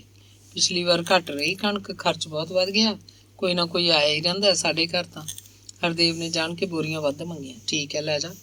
ਗੁਰਦੇਵ ਨੇ ਮੂੰਹ ਘਰੂਟ ਵਰਗਾ ਕਰ ਲਿਆ। ਭਰ ਦੇ ਫਿਰ ਬੋਰੀਆਂ, ਪਾਲੀ ਘਰੇ ਹੈਗਾ, ਇਹ ਭਰਵਾ ਦੂ। ਬੋਰੀਆਂ ਕੀ? ਉਹ ਬੋਰੀਆਂ ਜਿਨ੍ਹਾਂ 'ਚ ਕਣਕ ਪਾਉਣੀ ਹੈ, ਬਾਰਦਾਨਾ ਹੈ ਨਹੀਂ ਘਰੇ। ਉਹ ਘਰੇ ਕਿੱਥੇ ਹੁੰਦੀਆਂ ਨੇ, ਮੁੱਲ ਲੈ ਕੇ ਆਉਣੀਆਂ ਪੈਣਗੀਆਂ। ਮੰਡੀਓਂ ਮਿਲਣਗੀਆਂ, ਇੱਥੋਂ ਵੀ ਮਿਲ ਜਾਂਦੀਆਂ ਨੇ, ਗੁਰਦੇਵ ਨੇ ਦੱਸਿਆ। ਤੇ ਫਿਰ ਕਹਿਣ ਲੱਗਾ, ਇਉਂ ਕਰ ਓਏ ਰੀਠਿਆ, ਜਾ ਕਰਨੈਲ ਤਖਾਣ ਦੇ ਜਾ, ਪੁੱਛ ਕੇ ਆ ਮੈਟਾਡੋਰ ਪਟਿਆਲੇ ਜਾਣਾ ਹੈ, ਕਦ ਕਹਿ 10 ਬੋਰੀਆਂ। ਠਾ ਹਤਲਾ ਕੰਮ ਛੱਡ ਕੇ ਉਸੇ ਵੇਲੇ ਤੁਰ ਗਿਆ। ਮੈਟਾਡੋਰ ਇੱਥੇ ਵੀ ਹੋ ਗਏ ਹੁਣ। ਹਰਦੇਵ ਹੈਰਾਨ ਸੀ। ਜੋਗੀਪੁਰ ਤਾਂ ਹੁਣ ਸ਼ਹਿਰ ਬਣਦਾ ਜਾਂਦਾ ਹੈ, ਕੁੱਲ ਚੀਜ਼ ਮਿਲ ਜਾਂਦੀ ਹੈ, ਮੰਡੀ ਜਾਣ ਦੀ ਕੋਈ ਖਾਸ ਲੋੜ ਨਹੀਂ। ਤੇ ਫਿਰ ਗੁਰਦੇਵ ਨੇ ਸ਼ਿੰਦਰੇ ਨੂੰ ਆਖਿਆ ਕਿ ਉਹ ਬਿੰਦਰ ਬਾਣੀਏ ਦੀ ਹੱਟ ਤੋਂ 10 ਨਵੀਆਂ ਬੋਰੀਆਂ ਲੈ ਕੇ ਆਏ। ਹਰਦੇਵ ਨੂੰ ਕਿਹਾ, ਇਹਨੂੰ ਪੈਸੇ ਫੜਾ। ਕਿੰਨੇ ਦੀ ਆਉਂਦੀ ਇੱਕ ਬੋਰੀ? 100 ਰੁਪਈਆ ਦੇ ਦੇ, ਬਾਕੀ ਫੇਰ ਸਮਝ ਲਾਂਗੇ ਉਹਦੇ ਨਾਲ। 100 ਦਾ ਨੋਟ ਲੈ ਕੇ ਸ਼ਿੰਦਰਾ ਭੱਜ ਗਿਆ। 15-20 ਮਿੰਟਾਂ ਬਾਅਦ ਹੀ ਉਹ 10 ਬੋਰੀਆਂ ਇਕੱਠੀਆਂ ਕਰਕੇ ਬੰਨੀ ਚੁੱਕੀ ਆ ਰਿਹਾ ਸੀ। ਕਹਿੰਦਾ 20 ਰੁਪਈਏ ਚਾਚਾ ਹੋਰ ਕੱਢ। ਗੁਰਦੇਵ ਕਹਿੰਦਾ ਉਹ ਚੱਲ ਦੇ ਦੂੰ ਮੈਂ। ਉਹ ਖੋਲ ਕੇ ਕੱਲੀ ਬੋਰੀ ਦੇਖਣ ਲੱਗਿਆ, ਨਵੀਆਂ ਸੀ। ਅਚਾਨਕ ਉੱਚਾ ਬੋਲਿਆ, ਓਏ ਰੀਠਾ। ਉਹ ਸਾਲਾ ਮੁੜਿਆ ਨਹੀਂ। ਉਹ ਬਾਹਲਾ ਢਿੱਲੜ ਹੈ ਤੇਰਾ ਸਾਲਾ, ਜਿੱਥੇ ਜਾਊ ਘਰ ਪਾ ਕੇ ਬਹਿ ਜਾਊ। ਆ ਖੜਾ ਹੈ ਕਰਨੈਲ ਦਾ ਘਰ, ਹੁਣ ਤਾਂ ਹੀ ਨਹੀਂ ਆਇਆ। ਉਹ ਖਿਜਿਆ ਬੋਲ ਰਿਹਾ ਸੀ। ਰੀਠੇ ਨੇ ਆ ਕੇ ਦੱਸਿਆ। ਉਹ ਕਹਿੰਦਾ ਹੁਣੇ ਲੈ ਚੱਲਦੇ ਆ ਜੇ ਜਾਣਾ ਹੈ ਤਾਂ, ਨਹੀਂ ਫਿਰ ਮੈਂ ਮੰਡੀ ਨੂੰ ਤੁਰਦਾ। ਉਹ ਤੂੰ ਇੰਨਾ ਚਿਰ ਕਿਉਂ ਲਾਤਾ, ਕਿੱਥੇ ਰਿਹਾ? ਗੁਰਦੇਵ ਕੜਕ ਕੇ ਬੋਲਿਆ। ਉਹ ਰੋਟੀ ਖਾਂਦਾ ਸੀ। ਸਾਲਾ ਰੋਟੀ ਦਾ, ਜਾ ਉਹਨੂੰ ਕਹਿ ਲੈ ਆ ਹੁਣੇ। ਫਿਰ ਕਹਿਣ ਲੱਗਿਆ, ਤੂੰ ਰਹਿਣ ਦੇ, ਮੈਂ ਜਾਣਾ। ਜਾਂਦਾ ਜਾਂਦਾ ਉਹ ਸ਼ਿੰਦਰੇ ਨੂੰ ਬੋਲਿਆ, ਆ ਲੈ ਫੜੋ 2 ਰੁਪਈਏ। ਜਾ ਬਿੰਦਰ ਦੀ ਹੱਟ ਤੋਂ ਸੀੜ ਫੜ ਲਿਆ ਬੋਰੀਆਂ ਸਿਉਣ ਨੂੰ, ਉਹਨੂੰ ਕਹੀਂ 20 ਰੁਪਈਏ ਫੇਰ ਪਹੁੰਚਾਵਾਂਗੇ। 22 ਰੁਪਈਏ ਬਟੂਏ ਚੋਂ ਕੱਢ ਕੇ ਹਰਦੇਵ ਨੇ ਸ਼ਿੰਦਰੇ ਨੂੰ ਫੜਾਤੇ। ਗੁਰਦੇਵ ਜੇਬ ਨੂੰ ਹੱਥ ਪਾਉਂਦਾ ਤੁਰ ਗਿਆ। ਆ ਕੇ ਦੱਸਿਆ, ਕਰਨੈਲ 10 ਬੋਰੀਆਂ ਲੈ ਕੇ ਜਾਣ ਦਾ 100 ਰੁਪਈਆ ਲਏਗਾ। ਕਹਿੰਦਾ ਬੋਰੀਆਂ ਚਾਹੇ 5 ਹੋਣ, 10 ਹੋਣ, 15 ਹੋਣ, ਗੇੜੇ ਦਾ 100 ਹੈ। ਹਰਦੇਵ ਬੋਲਣ ਲੱਗਿਆ ਸੀ, ਤਾਂ ਫਿਰ 15 ਲੈ ਜਾਂਦੇ ਆ। ਪਰ ਚੁੱਪ ਰਿਹਾ। ਸੋਚਿਆ 10-20 ਪਹਿਲਾਂ ਵਾਧੂ ਨੇ। ਅੰਦਰੋਂ ਉਹਦੀ ਨੀਅਤ ਸੀ ਕਿ ਜਿੰਨੀ ਕਣਕ ਲੈ ਜਾਓ ਆਪਦੀ ਹੈ, ਫਿਰ ਹੋਰ ਇਹਨੇ ਕੀ ਦੇਣਾ। ਮੈਟਾਡੋਰ 'ਚ 10 ਬੋਰੀਆਂ ਧਰਾ ਕੇ ਹਰਦੇਵ ਨੇ ਮਨਜੀਤ ਮੂਹਰੇ ਕਰਨੈਲ ਨਾਲ ਬੈਠ ਗਏ। ਕੁੜੀ ਮਨਜੀਤ ਨੇ ਗੋਦੀ 'ਚ ਬਿਠਾ ਲਈ। ਜਗਰੂਪ ਦੋਵਾਂ ਵਿਚਕਾਰ ਬੈਠ ਗਿਆ ਸੀ। ਮੈਟਾਡੋਰ ਤੁਰਨ ਵੇਲੇ ਉਹਨਾਂ ਨੂੰ ਸਭ ਨੇ ਹੱਸ ਤੋਰਿਆ। ਮੋਹ ਪਿਆਰ 'ਚ ਕੋਈ ਕੁਝ ਕਹਿ ਰਿਹਾ ਸੀ, ਕੋਈ ਕੁਝ। ਪਰ ਬਾਅਦ 'ਚ ਤਿੰਨੇ ਜਣੀਆਂ ਬੈਠ ਕੇ ਹਰਦੇਵ ਦੀਆਂ ਗੱਲਾਂ ਕਰਨ ਲੱਗੀਆਂ। ਗੱਲਾਂ ਦੀ ਸੁਰ ਰਤਨੋਂ ਦੀ ਹੋਰ ਸੀ, ਪ੍ਰਤਾਪੀ ਦੀ ਹੋਰ, ਬੀਬੋ ਦੀ ਹੋਰ। ਗੁਰਦੇਵ ਚੁੱਪ ਕੀਤਾ ਖੇਤ ਨੂੰ ਤੁਰ ਗਿਆ। ਅਗਲੀ ਫਸਲ ਨਰਮੇ ਦੀ ਆਈ। ਬਾਹਮਣ ਵਾਲੇ ਖੇਤ 'ਚ ਉਹਨੇ ਜੀਰੀ ਲਾਈ ਸੀ। ਇਹਦਾ ਹਿੱਸਾ ਤੇ ਹਿਸਾਬ ਉਹਨੇ ਦੇਣਾ ਕੋਈ ਨਹੀਂ ਸੀ। ਨਰਮੇ ਦਾ ਖਰਚ ਕੱਲੀ ਚੀਜ਼ ਦਾ ਉਹਨੇ ਲਿਖਵਾ ਰੱਖਿਆ ਸੀ। ਗੁਰਦੇਵ ਸੀ ਤਾਂ ਅਨਪੜ੍ਹ, ਪਰ ਉਹਦੀ ਯਾਦ ਸ਼ਕਤੀ ਤਿੱਖੀ ਸੀ। ਸੈਂਕੜਿਆਂ ਹਜ਼ਾਰਾਂ ਰੁਪਈਆਂ ਦਾ ਹਿਸਾਬ ਜ਼ੁਬਾਨੀ ਕਰ ਲੈਂਦਾ। ਬਾਣੀਆਂ ਹਿਸਾਬ ਕਿਤਾਬ 'ਚ ਕੋਈ ਫਰਕ ਰੱਖ ਜਾਏ ਤਾਂ ਰੱਖ ਜਾਏ, ਉਹਦਾ ਹਿਸਾਬ ਪੂਰਾ ਤੇ ਸਹੀ ਹੁੰਦਾ। ਗੁਰਦੇਵ ਦੇ ਗੁਆਂਢ 'ਚ ਉਹਨਾਂ ਦੇ ਘਰਾਂ 'ਚ ਹੀ ਹਰਦਮ ਸਿੰਘ ਇੱਕ ਸਕੂਲ ਟੀਚਰ ਸੀ। ਗੁਰਦੇਵ ਨੇ ਇੱਕ ਕਾਪੀ ਲਾ ਰੱਖੀ ਸੀ। ਹਰਦਮ ਤੋਂ ਸਾਰਾ ਹਿਸਾਬ ਉਹ ਆਪਣੀ ਕਾਪੀ 'ਚ ਲਿਖਵਾ ਕੇ ਰੱਖਦਾ। ਹਰਦੇਵ ਨੂੰ ਉਹਨੇ ਕਿਹਾ, ਨਰਮਾ ਇਕੱਠਾ ਵੇਚਣਾ ਤਾਂ ਇਕੱਠਾ ਵੇਚ ਲੈਂਦੇ ਹਾਂ, ਜੇ ਅੱਧਾ ਆਪਦਾ ਵੰਡ ਕੇ ਲੈਣਾ ਤੇ ਇਉਂ ਕਰ, ਆਪ ਵੇਚ ਲੈ। ਨਹੀਂ ਇਕੱਠਾ ਹੀ ਵੇਚ ਦੇ, ਹਿਸਾਬ ਵੀ ਆਪਾਂ ਉਹਨਾਂ ਪੈਸਿਆਂ 'ਚੋਂ ਹੀ ਕਰ ਲਾਂਗੇ। ਨਰਮਾ ਵਿਕੇ ਤੋਂ ਹਰਦੇਵ ਫੇਰ ਪਿੰਡ ਆਇਆ। ਸਾਰਾ ਹਿਸਾਬ ਕਿਤਾਬ ਕੱਟ ਕਟਾ ਕੇ ਹਰਦੇਵ ਦੇ ਪੱਲੇ 2000 ਰੁਪਇਆ ਪਿਆ। ਉਹਦੇ ਲਈ 2000 ਹੀ ਗਨੀਮਤ ਸੀ। ਪਹਿਲਾਂ ਤਾਂ ਕਦੇ ਫੁੱਟੀ ਕੌਡੀ ਨਹੀਂ ਮਿਲੀ ਸੀ ਉਹਦੇ ਹਿੱਸੇ ਦੀ। ਬਸ ਖਾਣ ਜੋਗੀ ਕਣਕ ਜ਼ਰੂਰ ਮਿਲ ਜਾਂਦੀ। ਤੇ ਫਿਰ ਕਈ ਸਾਲਾਂ ਤੱਕ ਇਹੀ ਸਿਲਸਿਲਾ ਚੱਲਦਾ ਰਿਹਾ। ਹਾੜੀ ਤੇ ਸੌਣੀ ਨੂੰ ਜੋਗੀਪੁਰਾਂ ਦਾ ਖਰਚਾ ਕੱਢ ਕੇ ਜਿੰਨੇ ਰੁਪਏ ਮਿਲਦੇ ਲੈ ਜਾਂਦਾ। ਹਾੜੀ ਵੇਲੇ ਕਣਕ ਲੈ ਜਾਂਦਾ ਘਰ ਵਾਸਤੇ। ਉਹਨੂੰ ਵਿਸ਼ਵਾਸ ਸੀ ਕਿ ਗੁਰਦੇਵ ਜਿਹੜਾ ਹਿਸਾਬ ਕਿਤਾਬ ਰੱਖਦਾ ਉਹ ਠੀਕ ਹੈ। ਫਸਲ ਵੇਚ ਕੇ ਜਿੰਨੇ ਪੈਸੇ ਦਿੰਦਾ ਠੀਕ ਦਿੰਦਾ। ਉਹ ਮਾਂ ਜਾਇਆ ਭਰਾ ਹੈ, ਉਹ ਬੇਈਮਾਨ ਨਹੀਂ ਹੋ ਸਕਦਾ। ਜੇ ਮਾੜਾ ਮੋਟਾ ਫਰਕ ਰੱਖਦਾ ਹੋਏਗਾ ਤਾਂ ਵੀ ਕੀ ਹੈ, ਆਖਰ ਹੈ ਤਾਂ ਭਰਾ। ਘਰ 'ਚ ਮਾਂ ਹੈ, ਉਹ ਵੀ ਆਪਦੀ ਹੈ। ਚਾਹੇ ਗੁਰਦੇਵ ਬਾਹਮਣ ਵਾਲੀ ਜ਼ਮੀਨ ਦੀ ਪੈਦਾਵਾਰ ਖਾਂਦਾ ਹੈ, ਮਾਂ ਬਹਾਨੇ ਖਾਂਦਾ, ਪਰ ਜਿਹੜੀ ਸੇਵਾ ਉਹ ਮਾਂ ਦੀ ਕਰਦਾ ਉਹਦਾ ਮੁੱਲ ਨਹੀਂ। ਮਾਂ ਦੀ ਆਤਮਾ ਖੁਸ਼ ਹੈ। ਬਾਪੂ ਹੁਣ ਤੇ ਮਾਂ ਨੇ ਸਾਰੀ ਉਮਰ ਬਨਵਾਸ ਭੋਗਿਆ, ਹੁਣ ਕਿਤੇ ਜਾ ਕੇ ਉਹਨੂੰ ਸੁੱਖ ਮਿਲਣ ਲੱਗਿਆ। ਕਿੰਨਾ ਚੰਗਾ। 6 ਮਹੀਨਿਆਂ ਬਾਅਦ ਜਦੋਂ ਹਰਦੇਵ ਪਿੰਡ ਜਾਂਦਾ, ਉਹਦੀ ਪੂਰੀ ਆਓ ਭਗਤ ਕੀਤੀ ਜਾਂਦੀ। ਉਹ ਰਾਤ ਰਹਿੰਦਾ। ਗੁਰਦੇਵ ਬੋਤਲ ਲੈ ਕੇ ਆਉਂਦਾ। ਦੋਵੇਂ ਭਰਾ ਬੈਠ ਕੇ ਪੀਂਦੇ ਤੇ ਘਰ ਕਬੀਲਦਾਰੀ ਦੀਆਂ ਗੱਲਾਂ ਕਰਦੇ। ਇੱਕ ਵਾਰ ਗੁਰਦੇਵ ਕਹਿੰਦਾ, ਦੇਵ ਤੂੰ ਬਿਜਲੀ ਦੇ ਮਹਿਕਮੇ 'ਚ ਹੈ, ਤੇਰਾ ਕੀ ਸੁੱਖ? ਕਿਉਂ? ਯਾਰ ਹਰੇਕ ਲੰਡੀ ਬੁੱਚੀ ਦਰਖਾਸਤ ਦੇ ਕੇ ਆਪਦੇ ਖੇਤ 'ਚ ਮੋਟਰ ਲਵਾ ਲੈਂਦੇ ਆ। ਤੂੰ ਸਿਰ ਖੁਦ ਬਿਜਲੀ ਦੇ ਮਹਿਕਮੇ 'ਚ ਹੈ। ਕਿੰਨੇ ਵਰਿਆਂ ਤੋਂ ਆਪਾਂ ਇੰਜਣ ਜੇ ਨਾਲ ਮੱਥਾ ਮਾਰੀ ਜਾਂਦੇ ਹਾਂ, ਤੂੰ ਇੰਨਾ ਵੀ ਨਹੀਂ ਕਰ ਸਕਦਾ। ਮੋਟਰ ਦੀ ਤਾਂ ਸਾਲੀ ਮੌਜ ਹੀ ਬਹੁਤ ਹੈ। ਬਟਨ ਜਾਂ ਦੱਬੋ ਹੋ ਜਾਂਦੀ ਹੈ ਮੋਟੇ ਪੱਟ ਜਿੰਨੀ ਧਾਰ। ਉਹ ਤੂੰ ਇਉਂ ਕਰ, ਇੱਥੇ ਜਾ ਕੇ ਬਿਜਲੀ ਬੋਰਡ ਦੇ ਦਫ਼ਤਰ ਫਾਰਮ ਭਰ ਦੇ, ਬਾਕੀ ਮੈਂ ਆਪੇ ਕਰੂੰ, ਹਰਦੇਵ ਨੇ ਕਿਹਾ। ਉਹ ਬਿਜਲੀ ਬੋਰਡ ਦੇ ਮੁੱਖ ਦਫ਼ਤਰ 'ਚ ਬੈਠਾ ਸੀ। ਇੰਨਾ ਤਾਂ ਕਰ ਹੀ ਸਕਦਾ ਸੀ। ਫਿਰ ਉਹਦਾ ਇਹ ਆਪਣਾ ਕੰਮ ਸੀ, ਕੋਈ ਹੇਰਾ ਫੇਰੀ ਵੀ ਕੀਤੀ ਹੋਏਗੀ। 1 ਸਾਲ ਦੇ ਅੰਦਰ ਇੰਜਣ ਵਾਲੇ ਖੇਤ ਮੋਟਰ ਲੱਗ ਗਈ। ਆਲੇ ਦੁਆਲੇ ਦੇ ਖੇਤਾਂ 'ਚ ਪਹਿਲਾਂ ਹੀ ਮੋਟਰਾਂ ਸੀ। ਸੋ ਤਾਰਾਂ ਖੰਭਿਆਂ ਦਾ ਬਹੁਤਾ ਖਰਚ ਨਹੀਂ ਆਇਆ। ਮੋਟਰ ਦਾ ਸਾਰਾ ਖਰਚ ਉਹਨਾਂ ਨੇ ਅੱਧੋ ਅੱਧ ਕਰ ਲਿਆ। ਮੋਟਰ ਨਵਾਂ ਬੋਰ ਕਰਕੇ ਲਾਈ, ਖੂਹ ਦੀ ਬਿਜਲੀ ਖਰਾਬ ਹੋ ਚੁੱਕੀ। ਪਾਣੀ ਬਹੁਤ ਥੱਲੇ ਚਲਾ ਗਿਆ ਤਾਂ ਇੰਜਣ ਖੜਾਉਣਾ ਪੈਂਦਾ। ਇੰਜਣ ਦੇ ਪੱਖੇ ਦਾ ਸਮਾਨ ਉਹਨਾਂ ਨੇ ਗਾਂਹ ਕਿਸੇ ਲੋੜਵੰਦ ਨੂੰ ਵੇਚਤਾ। ਬਹੁਤ ਥੋੜ੍ਹੇ ਪੈਸੇ ਵੱਟੇ ਗਏ ਸੀ। ਉਂਝ ਇਸ ਖੇਤ ਨੂੰ ਕੱਸੀ ਦਾ ਪਾਣੀ ਵੀ ਲੱਗਦਾ ਸੀ, ਪਰ ਇਸ ਪਾਣੀ ਦੀ ਇਤਬਾਰੀ ਕੋਈ ਨਹੀਂ ਸੀ। ਕੱਸੀ ਕਦੇ ਤਾਂ ਭਰੀ ਭਰੀ ਵਗਦੀ, ਕਦੇ ਬਹੁਤ ਘੱਟ। ਨੱਕੇ ਮਸਾਂ ਗਿੱਲੇ ਹੁੰਦੇ, ਵੇਲੇ ਸਿਰ ਕੱਸੀ ਸੁੱਕੀ ਹੁੰਦੀ। ਮੋਟਰ ਦੀ ਆਪਣੀ ਮੌਜ ਸੀ, ਆਪਣਾ ਰਾਜ। ਹੌਲੀ ਹੌਲੀ ਇਸ ਖੇਤ ਨੂੰ ਇੰਜਣ ਵਾਲਾ ਖੇਤ ਦੀ ਥਾਂ ਮੋਟਰ ਵਾਲਾ ਖੇਤ ਕਹਿਣ ਲੱਗੇ। ਸਗੋਂ ਖੇਤ ਦਾ ਨਾਂ ਹੀ ਨਾ ਲੈਂਦੇ। ਪਹਿਲਾਂ ਇੰਜਣ ਕਹਿੰਦੇ, ਹੁਣ ਮੋਟਰ। ਮੋਟਰ ਤੇ ਇੰਨੀ ਕਣਕ ਬੀਜੀ ਹੈ, ਮੋਟਰ ਵਾਲਾ ਨਰਮਾ ਹਾਲੇ ਚੁਗਿਆ ਨਹੀਂ। ਅਗਵਾੜ ਦੇ ਲੋਕ ਸੱਥ 'ਚ ਬੈਠ ਕੇ ਗੱਲਾਂ ਕਰਦੇ। ਗੱਲ ਛਿੜਦੀ, ਆਪਣੇ ਤਾਂ ਯਾਰ 5-5 6-6 ਸਾਲ ਲੱਗ ਗਏ, ਮਸਾਂ ਲੱਗੀਆਂ ਮੋਟਰਾਂ ਛੇਤਰ ਘਸਾ ਕੇ। ਇਹ ਗੁਰਦੇਵ ਨੇ ਕੀ ਮੰਤਰ ਮਾਰਿਆ ਵੀ ਸਾਲ ਨੂੰ ਅੰਦਰ ਲੈ ਲਈ ਮੋਟਰ। ਛੋਟੇ ਮੁੰਡੇ ਦਾ ਨਹੀਂ ਪਤਾ ਹਰਦੇਵ ਦਾ, ਉਹ ਇਸੇ ਮਹਿਕਮੇ 'ਚ ਹੈ ਪਟਿਆਲੇ। ਉਹਦੀ ਕਿਰਪਾ ਹੋਈ ਹੈ। ਇਹ ਤਾਂ ਗੁਰਦੇਵ ਕਿੱਥੋਂ ਸੀ ਮੋਟਰ ਲਵਾਉਣ ਵਾਲਾ, ਕੋਈ ਗੱਲ ਖੋਲ੍ਹਦਾ। ਜ਼ੋਰ ਦੀ ਗੱਲ ਹੁੰਦੀ ਆ ਭਾਈ, ਇਹਨਾਂ ਦਾ ਚੜ੍ਹ ਗਿਆ ਜ਼ੋਰ। ਕੋਈ ਹੋਰ ਆਪਣੀ ਮੋਟਰ ਨਾ ਲੱਗਣ ਦਾ ਝੋਰਾ ਕਰਦਾ। ਉਹਨੇ ਤਾਂ ਮੋਟਰ ਲਵਾਤੀ, ਐਡਾ ਕੰਮ ਕੀਤਾ। ਇਹ ਪਰ ਉਹਨੂੰ ਦਿੰਦਾ ਕੁਛ ਨਹੀਂ, ਉੱਲਾ ਰੱਖਦਾ। ਉਹ ਮੁੰਡਾ ਨਰਮ ਹੈ, ਜਿੰਨਾ ਦੇ ਦਿੰਦਾ ਓਨਾ ਹੀ ਲੈ ਲੂ। ਨਰਮ ਨਹੀਂ, ਉਹ ਬੇਅਕਲ ਹੈ ਯਾਰ। ਕੋਈ ਜਣਾ ਚੜ੍ਹ ਕੇ ਗੱਲ ਕਰਦਾ, ਹੁਣ ਇੰਨੀ ਗੱਲ ਹੀ ਲੈ ਲੈ। ਬਾਹਮਣ ਵਾਲੀ 4 ਕਿੱਲੇ ਜਿਹੜੀ ਬੁੜੀ ਦੇ ਨਾਂ ਦੀ ਰੱਖੀ ਹੋਈ ਹੈ ਇਹਨੇ, ਇਸ ਜ਼ਮੀਨ ਤੇ ਉਸ ਜ਼ਮੀਨ ਦਾ ਫਰਕ ਹੈ। ਉਹਦੇ 8 ਕਿੱਲਿਆਂ ਜਿੰਨੀ ਇਹਦੀ 4 ਕਿੱਲਿਆਂ 'ਚ ਫਸਲ ਹੁੰਦੀ ਹੈ, ਪਰ ਉਹਨੂੰ ਭੋਂਦੂ ਨੂੰ ਪਤਾ ਹੀ ਕੋਈ ਨਹੀਂ। ਫਿਰ ਹੋਰ ਦੇਖ, ਮੋਟਰ ਤੇ ਕਣਕ ਹੁੰਦੀ ਹੈ, ਨਰਮਾ ਹੁੰਦਾ ਹੈ।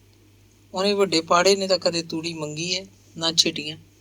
ਕੋਈ ਗੁਰਦੇਵ ਦਾ ਪੱਖੀ ਵੀ ਹੁੰਦਾ, ਉਹ ਭਾਈ ਪੜ੍ਹ ਗਿਆ ਇੰਨਾ, ਫਿਰ ਨੌਕਰੀ ਪੈਂਦੀ ਹੈ, ਛਾਵੇਂ ਪੈਂਦਾ ਹੋਊ, ਚੰਗਾ ਖਾਂਦਾ ਹੋਊ।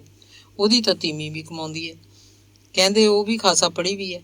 ਮਹਿਕਮਾ ਵੀ ਬਿਜਲੀ ਦਾ ਹੈ। ਹਰਦੇਵ ਤਾਂ ਪੂਰਾ ਵੱਢਦਾ ਹੋਊ ਲੋਕਾਂ ਨੂੰ। ਇਹ ਗੁਰਦੇਵ ਕਬੀਲਦਾਰ ਬੰਦਾ ਹੈ, ਬੁੜੀ ਦੀ ਸੇਵਾ ਕਰਦਾ ਹੈ। ਫਿਰ ਕੁੜੀ ਦਾ ਵਿਆਹ ਕੀਤਾ, ਥੋੜਾ ਦਿੱਤਾ।